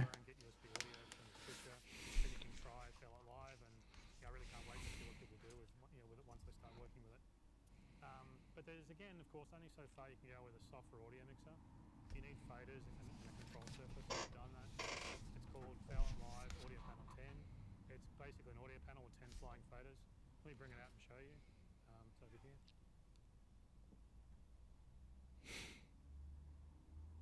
There it is. Oh, that looks cool. So you can see the design is really dominated by this large LCD here. It's an 11.5-inch LCD, which means you get 10 inches along the bottom there. So it's an inch spacing between the channels, which is a really It looks modern, but at the same time, looks like it's something from the mid '90s, you know, or early '90s, or maybe the late '80s. I don't really know. I don't know. That's pretty cool though. Again, it's like going back to what I said earlier. There's something here for everyone that's in, you know, video production and audio and live streaming. Yeah, it's pretty cool, but it's still not. It still doesn't excite me as, you know. I want to see. It's how long have we been going with this? We're about halfway, so I have a feeling that they're going to start talking about the like what we care about in either the last hour or normally like the last hour, right? Because it will be the first hour was live streaming. This second hour has been audio live, their new audio systems. Surely the last hour would be more production cameras. So. And lastly, you can see there's no switches on the back. Plus, they have a 12-volt DC power connection to plug a backup power supply, which is convenient having all this converter built into the panel. It basically eliminates all the complexity around your work area. But anyway, let's plug in the Fairlight Live panel and show how it works. So let's swing it back around. So there's that. So let me put some power. Oops. And I'll plug in USB. So I've just got a USB connection down to the Fairlight Live computer. And it's there. If you can get in on the, there it is, it's all connected up. So that's actually connected down there. So if you can get in on the LCD there, I can show you kind of some of the functionality. If you can get in sort of close on that. So you can see we have all the audio faders along here. Now if you look down at the channel strips down here, we've got knobs, and we've got the flying fader, and we've got the select and the solo and the mute buttons. But these knobs are represented by the displays along the bottom here, That's and you can see the channels. I like that. That's very And so when we go in, looks. I know it's not. function mode, I know it's not easy to use, but it looks easy to use. You know, with all the buttons, it's very clearly the buttons are like separated with categories. So I really like that. It's very modern, very futuristic. You know, it's hard to put my. It's hard to explain it, but like, I can tell that if you were into audio, and you're someone whose profession is audio, and audio mixing for bands and films and things like that, I can see that you would be watching this and getting just as excited as I would for a camera. You know, I respect and I appreciate the innovation and the coolness of this if you're in that industry, you know. shrinks the entire But again, it's hard for me to speak on it because it's such a different world to me. still see the fan control there. So if I go down into fan, I've got two fans. You can see that she's zooming in, coming forward and back. So I can move around in 3D space. It's awesome. And then I can, I've got all the Should I turn this up? menu. I've got Is that too? No, it's too bright now. between different layers. I've got all the That's about functionality there. that Mary just talked about in Fairlight Live. Is actually so it's really cool. And I can also do other things like see the masters along the top by pushing this button, or I can go see an overview of all the audio on the panel. So that's pretty cool. So it's exciting. So we think it's an incredibly premium panel. I've just done a quick overview here. But we really wanted something that matched Fairlight Live's features and its elegance, Possibly you can use simple third-party panels. They work with Fairlight Live. So we wanted something much better, something less sort of generic and designed with really the features that take advantage of Fairlight Live. So like this big LCD, it makes it so easy to use. It's like it's the character comes through on the screen. So this new Fairlight Live Audio Panel 10 will be priced at $2,195. We think it'll ship around July. However, that's not all we've done. We've also done a 20-fader panel. And this model's called the Fairlight Live Audio Panel 20. It's exactly the same design as the 10-fader panel. We'll have a look at it. Let me bring it out and show you. Whoa! Oh my goodness! Wow! Whew, that is huge. See, it's got two of they're back So, again, I know that nobody's watching at the minute, but I'll say it anyway. Is this something that's new for Blackmagic, which is sound recording? Is this new? I feel like I haven't seen anything like this by Blackmagic before, and I feel like they're now tapping into a whole nother market. We've also done a third model. This one's even bigger. It's got 40 faders. And I guess if you're in video production in general, stuff like this would still be on your radar ever so slightly, or at least when it comes to connecting with the new generation of. And again, I know this isn't very much video production; it's a completely different thing. But in the creative space, I think is more of a broad way of putting it. So if we bring over here, click on you can see it's quite wide. It means you can do very complex jobs. I'll plug in the panel. And I'll plug in the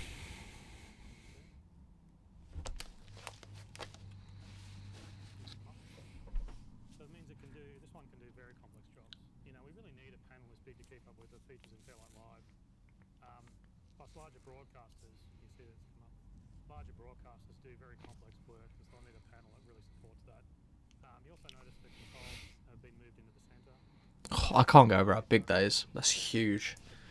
So surely that's like Here I can two people need to operate that. the layers, Whoa! bring up the Q, Wow, the meters. So it's very cool. that is cool. So this is all running off a simple laptop, which I'll show you. This is Wow. shows you really what Fairlight Live can do. So there it is there, see that? Now that's a MacBook Neo and it's running Fairlight Live. Wow. So that's. Let's go. Hello, Oliver. Welcome. Welcome. I'm not gonna lie to you, mate. This is gonna be like pretty boring for you because you don't. I mean, it's boring for me to be quite honest with you because I don't really do any. I don't really do any audio recording and live streaming on this level. So, it's pretty boring for me as well. And if it's boring for me, it's definitely going to be boring for you. But thanks for joining anyway. I appreciate it. And I'm not trying to tell you to leave. You can stay. You can enjoy yourself. But yeah, what was I saying? Oh yeah, so now that someone's actually here, I can talk. It's interesting that they have put their Apple are marketing their new laptop by using Blackmagic, here to help the algorithm. Thanks. How many people are watching? I don't know. I think every now and then I see the number change, but I don't think that's quite accurate. I've been on this stream now for like nearly an hour and 40 minutes. So I'm really running out of things to say, and I'm sort of I've just had my dinner. I've just spent like 20 odd minutes, half an hour just eating my dinner in silence, so it's been pretty dead stream. But stuff like this, you normally wait until the end. You wait until it's like the last 40 minutes of this where they release all of their big stuff. Anyway, like I was saying, it's interesting that they are marketing Apple's laptop, the laptop Neo, saying look, and laptop Neo or whatever it's called can run this software, so it's very obvious that Apple and Blackmagic are like, they have this huge brand partnership. That's basically what I was saying.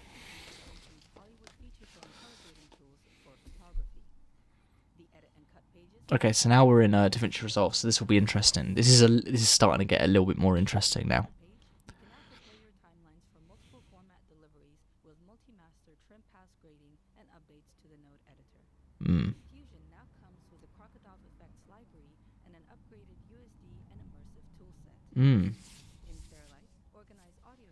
Okay.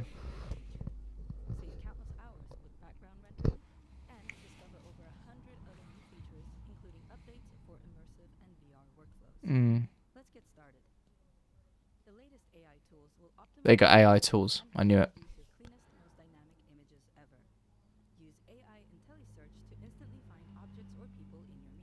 Okay. Okay. Then click AI clip analysis in the toolbar. Select your analysis criteria and click Analyze. Upon completion, you are able to use the search field in the media pool to based on content like objects, locations, color schemes, and even specific faces. Click the search icon in the toolbar to indicate whether you'd like your search to be based on the IntelliSearch analysis. Okay, so that's pretty standard, right? You can also opt to search the active bin or all bins, and set the search results to list full clip matches or just the matching segments of each clip, which will be like subclips when added to the media pool. This tool will enable you to quickly cut scenes, find appropriate cutaways, and build dynamic montages. One of the new identification criteria is AI Slate ID, which that's cool. Wow. Okay, that's really cool. The fact that it can analyze and find clips based on the slate, and it's actually stuff like that is actually making slating more. Again, I'm talking about the level that I'm at, right? But it makes slating more relevant, right? Wow, that is really cool.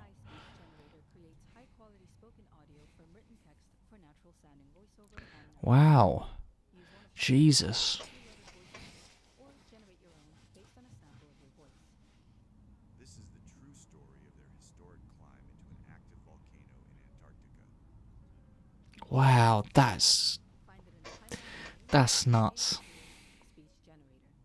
Enter your desired text in the text input field and select one of 4 voice models or your own custom voice. The voice settings allow you to change the speed and pitch of the delivery as well as the variation from the original voice model sample. Generation IDs provide unique performances of the given text. That is nuts. This is a true story. This is a true story. Oh, actually, that doesn't sound that good. If that's the best that they've got,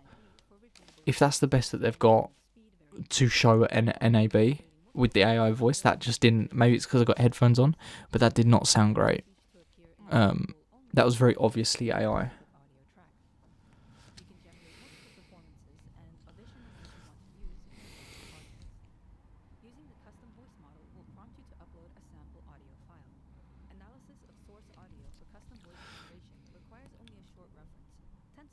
Okay, let's see. Let's hear this. This is the true story of their historic climb into an active volcano in Antarctica. It's not too bad. It's much better, but it's still not. It's that's cool. Out of focus areas will feature realistic lenses Oh my god. allowing you to draw the viewer's eye on what matters. Extensive Can this controls in the settings allow you to customize shit? focus distance, depth of field, and many more parameters. Use the tabs at the top to preview the scene's depth map, the science area focus, Shit. aperture configuration, and the end result. Keyframe parameters such as focus distance, So it can be motion. You can do that on motion. bokeh shape, and natural matte. What? DaVinci Resolve 21 features more beauty and face effects than ever before. Oh, The blemish removal tool identifies and reduces superficial skin imperfections such as acne, discoloration, spots, and pores, while retaining the appearance of natural skin texture. but how well does that work? Adjust the intensity of the tool to better suit the subject in the scene. Use the AI H transformer to age or de-age a face. Jesus. Start by detecting the faces in the frame, and then use the tracking controls to follow their movement. Enter the subject's approximate age, and then use the age offset slider to make them appear younger or older. That's This is perfect for that's children nuts. using stories that span many That is insane. That's nuts. The AI Facer Shaper allows you to adjust the size and shape of Fuck. individual facial features. Detect and track the desired face in the frame, and disable the overlay. Then use the tool's parameter sliders to position, proportion, and animate face shape, eyes, nose, mouth, and eyebrows. Use it to push up performance for comedy and horror, or to animate static images. But The new AI I don't really know what to say. I'm almost like for producing clearer images of clear artifacts and upscaling low-resolution media to HD, 4K, and above. It can even improve the that is quite scary. AI Motion to Blur helps with the removal of common motion blur artifacts and softness. To apply, select one or more clips in the media pool, right-click and choose AI Tools Remove Motion Blur. Review the file name, format, and other settings Yeah. and render. This will generate a motion to blurred Yeah. Yeah. No, you're not wrong. But that's the thing, like young people who are in year 9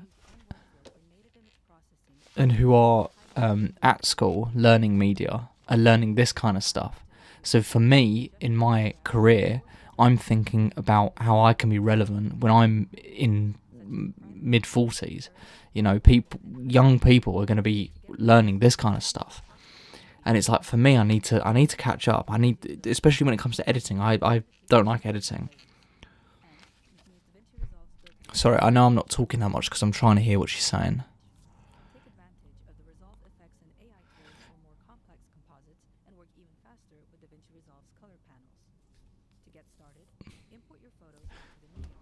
Blackmagic has always worked closely Just with now camera manufacturers to extend native format support for still raw images. So it's okay. So now they're doing still images Like JPEG, PNG, into DaVinci. in the photo page, select the desired photo and right-click to view. The photos will appear in an album panel along the bottom of the page.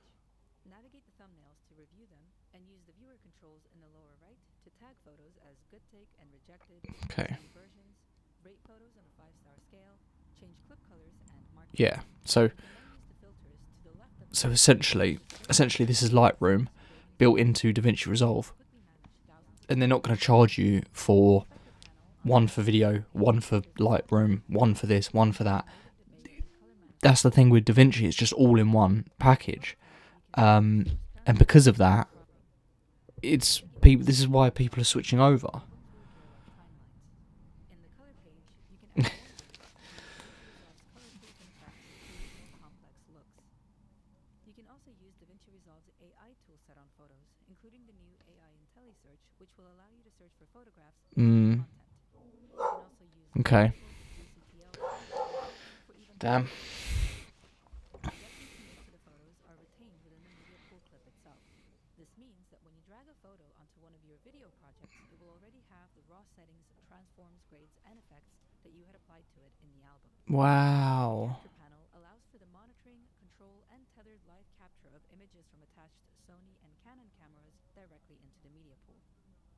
Additionally, the photo workflow can be used in multi-user collaboration on Okay. and synced via Okay. Multiple people can access an album simultaneously, speeding up the review and approval process. Wow. Okay. Finished, you can use the quick export button to export batches of images in various image formats. Wow. With GPU acceleration, large numbers of images are processed very quickly. Wow.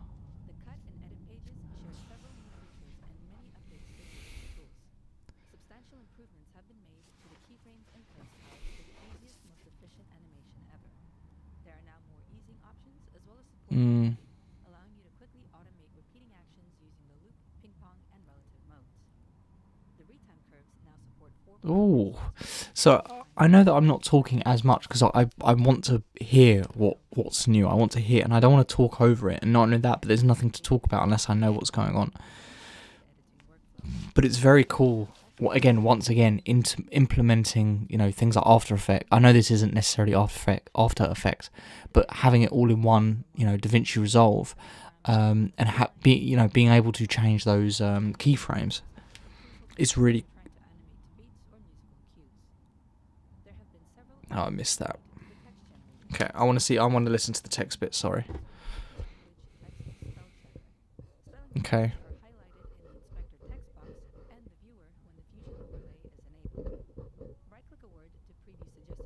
That's really cool. See, it's just stuff like that. It's just so simple. Like, why is Premiere Pro? Oh, that's so good. Oh, damn.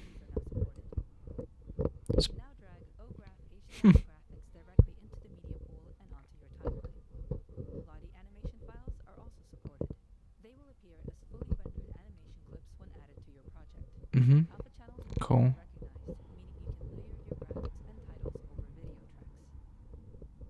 I might have to switch to DaVinci Resolve. This might have to be it. Yeah. This allows you to quickly prepare your timeline for presentations, reviews, and reaction videos. Open the inspector to tweak parameters such as position, frame rounding, drop shadow, and Wow. when syncing multicam clips, you now have the option to include full clip extents when syncing by in and out points or markers. Additionally, you can also include all audio angles of each multicam clip, allowing you to easily choose the best possible audio even if it was synced to a different camera. When dragging mono clips into a stereo audio track on the timeline, the audio will now automatically play in both the left and right channels. There are also multiple performance improvements made to the transcription feature. Among them is the ability to perform word timing analysis for manually entered or imported captions. This means that word-level subtitles generated in DaVinci Resolve. Also, in cases where you make corrections to internally generated subtitles, you can reanalyze the caption to get accurate word timing. Let's take a look at some media pool and metadata updates that you will find throughout the DaVinci Resolve 21 interface. The media pool now supports tabbed layouts. Right-click a bin and select Open as a new tab to more quickly navigate bins in the media pool. Right-click a tab to add a new one, navigate, or close it. Or use the search function in the drop-down to the right of the tab bar to quickly find a specific tab. You can tab conventional bins as well as smart bins and power bins. You can now set up any bin to always open in metadata, thumbnail, or list view. For example, you might always want to see video clips in thumbnail view and timelines in list view. After setting the media pool to thumbnail view, right-click the video bin and choose Always Open in Thumbnail View. Next, go to the timeline bin and change the view to list. Right-click and choose Always Open in list view. When jumping between these bins, they now retain their respective. Ah, that's cool. Again, very simple. Very, very simple, but so helpful. Right-click a column to reveal customization controls. Then search for and add these fields to your media pool columns. You can then populate these fields in the metadata panel when reviewing your content. Okay. There is now also a new transcription column, allowing you to see transcribed audio locally in your bin in text form. And in the cut page, smart bins are now supported. Use the bin list drop-down in the upper left of the media pool to Okay. access and generate sophisticated media pool filters based on a wide range of rules and criteria, such as displaying only Blackmagic raw clips that have been flagged green. Okay, that's cool. The new Multi-Master Trim Manager helps you set up multiple grade trims from a single timeline. Go to Color Multi-Master Trim Manager to get started. Here, you can add, remove, and rename project-wide trim passes and indicate different monitoring, output, and color management settings for each. When enabled, you will see additional layers in the Color Pages node editor, allowing you to apply trims after the clip layers, as well as before and after the group and timeline layers. In the output sizing controls, you can select Use Trim Blanking to apply custom letterboxing per trim. You can then use the Node Graph's Options menu to quickly switch between your trim passes. The main node graph, which includes all the clip node stack layers and the group pre- and post-clip levels, are part of the timeline to hero grade. Any changes you apply here will carry across all trims, making it easier than ever to prepare deliverables from multiple formats while working on a single consistent grade. When ready to render your project, you will now see a trim pass option in the render settings, allowing you to queue up all your trim pass jobs in one go.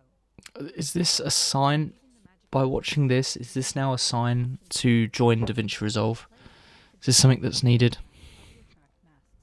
This rendered file will automatically be imported and connected to the active node as an external mat. This helps preserve Magic Mask track data even when clearing your cache, and facilitates faster playback on most workstations. In the upper right corner of the node graph, you can now choose to view your nodes in layer list mode. This simplified view makes it easier to read the order of operations and add, lock, bypass, and remove nodes. In the project settings, you can now opt to have up to 8 node stack layers for more complex grading operations and to support a wider range of color grading workflows. When working with groups, you can now have different group grading versions, allowing you to more easily tie up when working on HDR projects, you can now customize the nit range displayed in the scopes to better represent the signal range to which you will be delivering. And the new standard immersive workflow brings dedicated lat-long workflows and rotational transform controls for VR 180 and VR 360 video deliveries for the MetaQuest and Right, I'm going to actually start doing some talking now. So, sorry, I just sort of had to sit there and just listen to what was going on. Because it's very hard for me to talk and listen at the same time.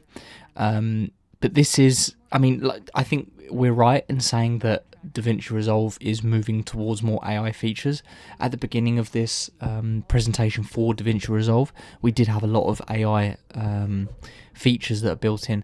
It's very generic AI, you know, we've seen it all before. There's nothing really, like the voice, the text-to-speech voice sounds very much an AI text-to-speech, but that's more to do with the AI model, right, I think, than it is to do with actual DaVinci Resolve. But it's still really good to see a lot of tiny little improvements to DaVinci Resolve. Hold on, I just need to listen to this. This enables automatic animation based on embedded audio levels. Wow. A new macro editor window means that creating Fusion templates has never been easier. As you add parameters to the template or macro, these What is controls this? pop up on the right side of the menu. You can reorder controls, add separators, create nested controls, and even save this macro as a template to be used on the edit page. So what is it? I want to see what this... Okay. Oh, so yeah, it's like effects. Specific effects. Common properties that are shared among selected nodes. After selecting Okay, that's cool. click the Node Inspector button and common properties will be listed in the inspector. Now, when you adjust one of the properties, all the selected nodes will be updated. In addition to controlling multiple nodes at once, you can also control multiple layers in a single node, such as with So just giving a little bit more control for people when it comes to effects, which again is, you know, a welcome adjustment. I'm excited to see. I keep taking the headphones off and wanting to talk and wanting to speak about it because everything we're seeing is really cool. But at the same time, I want to listen to actually what's going on. allowing you to build complex maps without multiple renders. So this is all just effects, special effects, right? Again, this is like expert level pro. This is something that I am not familiar with, you know, obviously. I don't know how I would even start with that, but it's still cool to see, you know, that they're doing stuff for other people in different industries than me, obviously. SDK 25 Yeah, this is all just like rendering, like 3D model rendering, right? Which I didn't even know. Is this in DaVinci Resolve or a different platform? I didn't even know DaVinci Resolve could do that. Or is this new? And they're just building on it, and this is just brand new. And I don't know. I'm being really stupid right now. It's 8 o'clock. I think this we're coming up to the important stuff now. The last hour of the presentation. So it'll be good to see. It'll be interesting to see what they've got in store for us. That looks really cool. What's going on here?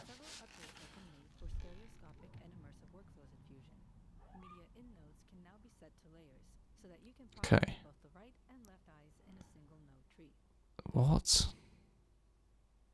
You can now also create fusion effects and title templates that are compatible with stereoscopic and immersive clips. There are several updates to the Oh, this is... text tools. Yeah, this is all stuff beyond me.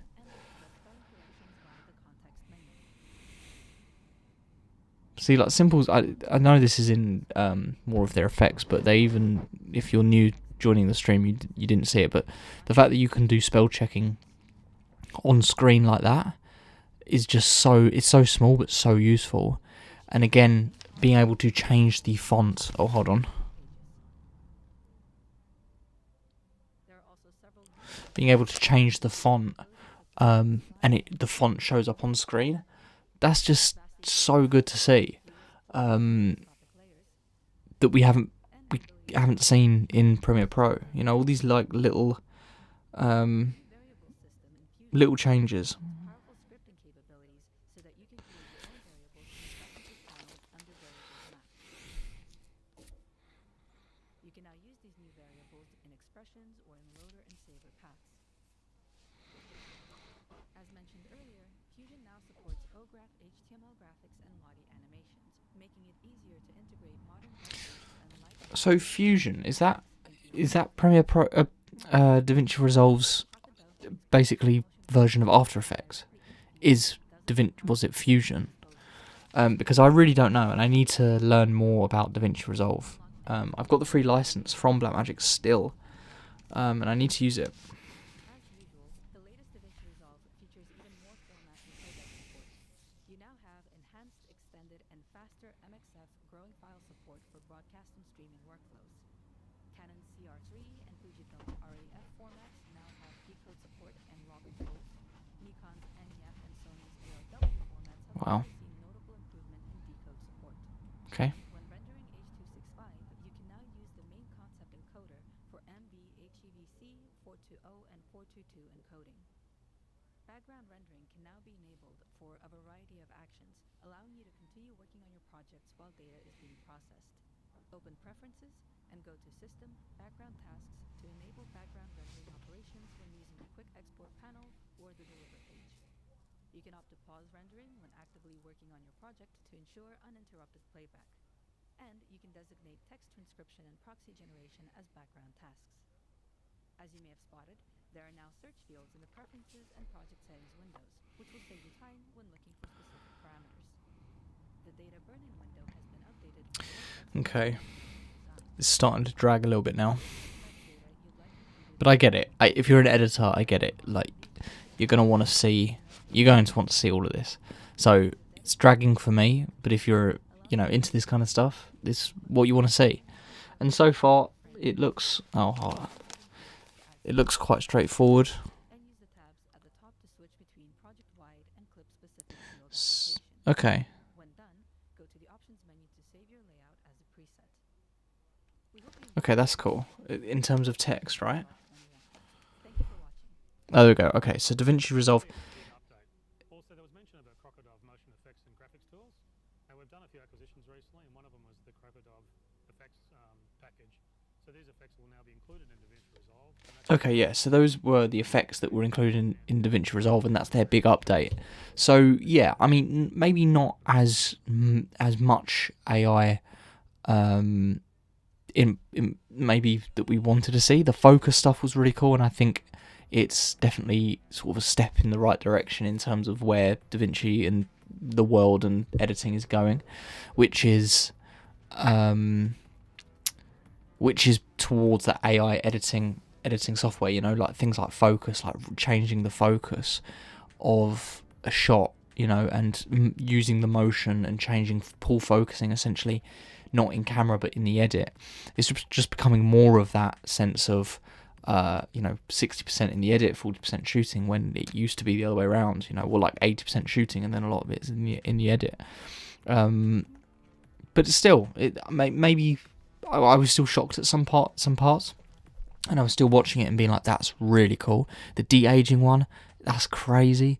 The face moving one was also crazy, but for me it just wasn't quite there. Like, it's almost like all these little things, like, why would you not have a director to just direct them to do that on the day? Like, do we really need to get more lazy and be like, oh, we'll just fix it in post, make them smile in post? What the hell are you talking about? Doesn't make any sense. So I think it was all just a bit of like showcasing the fact that they are implementing AI, but not actually being like, this is actually really helpful. Maybe it will be helpful to you if you were not great at shooting, but surely when it comes to like the focusing, you would rather have the control of focusing yourself as an operator, not necessarily focusing in the edit. It's just a different world to me, I think. Okay, come on. Okay, lastly, we've got a few price changes to some products. There's been Price? crazy flash memory costs happening all Yep. over the last few weeks. Uh-huh. So prices have shot up on Yep. multiple times the original Yep. price. It's been crazy. So what we've done is we've removed the 8 terabyte media module from the Blackmagic Versus 17K Okay. body only model. That's the Okay. body without any of the accessories, and we've replaced it with a CF Express module. So Okay. I respect that. quality, but you know, it makes the camera much more affordable. Yeah. Okay. If you just want the body and you already have media modules, you know, you don't need to be forced to buy a media module every time you get the camera. Yeah. Fair enough. Good. That's cool. Blackmagic Versus 17K65 body only model price will be reduced from 21,995. It'll come down to 16,995. Wow. Okay, good. What a difference Yeah. those memory modules takes with the memory prices at the moment.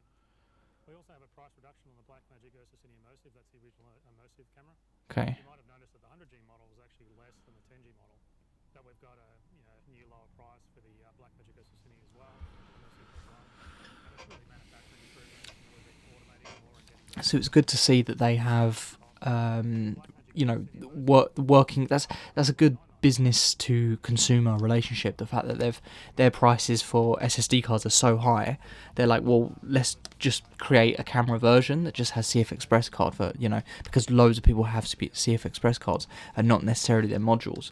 So that's something they didn't need to do, but they thought about, or maybe they did because no one was buying it. I want to thank everyone at Blackmagic Design.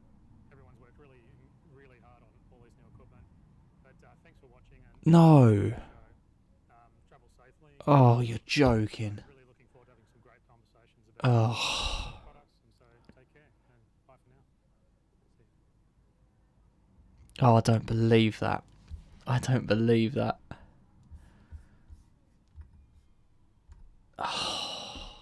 Alright, let's go full screen here. Let's do a quick. That was a real shame. I'm rather disappointed. I've been sitting in this stream now for about 2 hours, waiting for the end of that stream to talk about new. It's really tough because one hand I am disappointed because I've done a live stream for 2 hours now, sitting, having my dinner, sort of having the occasional chat, and wanting to talk to you guys about a new piece of kit, or new camera that's interesting to me. But we didn't get that. We did not get that at all. They just put a lot of emphasis on their live streaming services, their live streaming equipment. DaVinci Resolve having some, really interesting AI implications, but at the same time, nothing that's too crazy, I don't think. I think the focus thing and the de-aging thing I thought was crazy. But again, I don't see the value in that necessarily, because I shoot and I focus and I rack focus and I pull focus, and So it's like, why? I don't know. Why would you want to de-age someone? I get it if you're doing like, but let's say you're doing like a feature film or like a short, like what? I just don't. I don't know. I think it's cool, but that's all it is cool. But just saw just a few AI. You know, the voices weren't very good. But not like, there was nothing like crazy. Like I was thinking maybe it's sort of self-destructive, but maybe you could edit. You can have like all these clips and it'll edit cutaway sequence, or maybe you could you edit an interview together and then you just say, look, put cutaways over the interview effectively and efficiently, you know, and it would, but that's sort of self-destructive because it's an editing software, it's not programmed to self-destruct. So that was cool, but that was for me that was just a waste of 2 hours, because that was just talking about their live streaming stuff, which is something that I don't do, especially on that level. But then at the same time, I'm not disappointed because I'm glad to see that Blackmagic aren't releasing a camera every single year. You know, people have only just bought the 12K, Pixis 12K. People have just bought the Pixis 6K, me included. And the criticism I've had for Blackmagic is that they release something every year and it sort of devalues the customers that have bought the cameras. But they didn't do that this year, which is good to see because, you know, I want to see that. Next year, they will do a Pixis Pro, Pixis 6K, 8K, 12K Pro. But unfortunately, the one time that I streamed this event, nothing happened. So it was a bit of a waste. So thank you to everyone who did pop in and talk, and, you know, ask questions and watched. That's everything. Sorry, bit of a lacking one, but thanks anyway for everyone to join. So yeah, thank you, and we'll see what they do. We'll do this again in 2027. I think it'll be cool. Anyway, bye.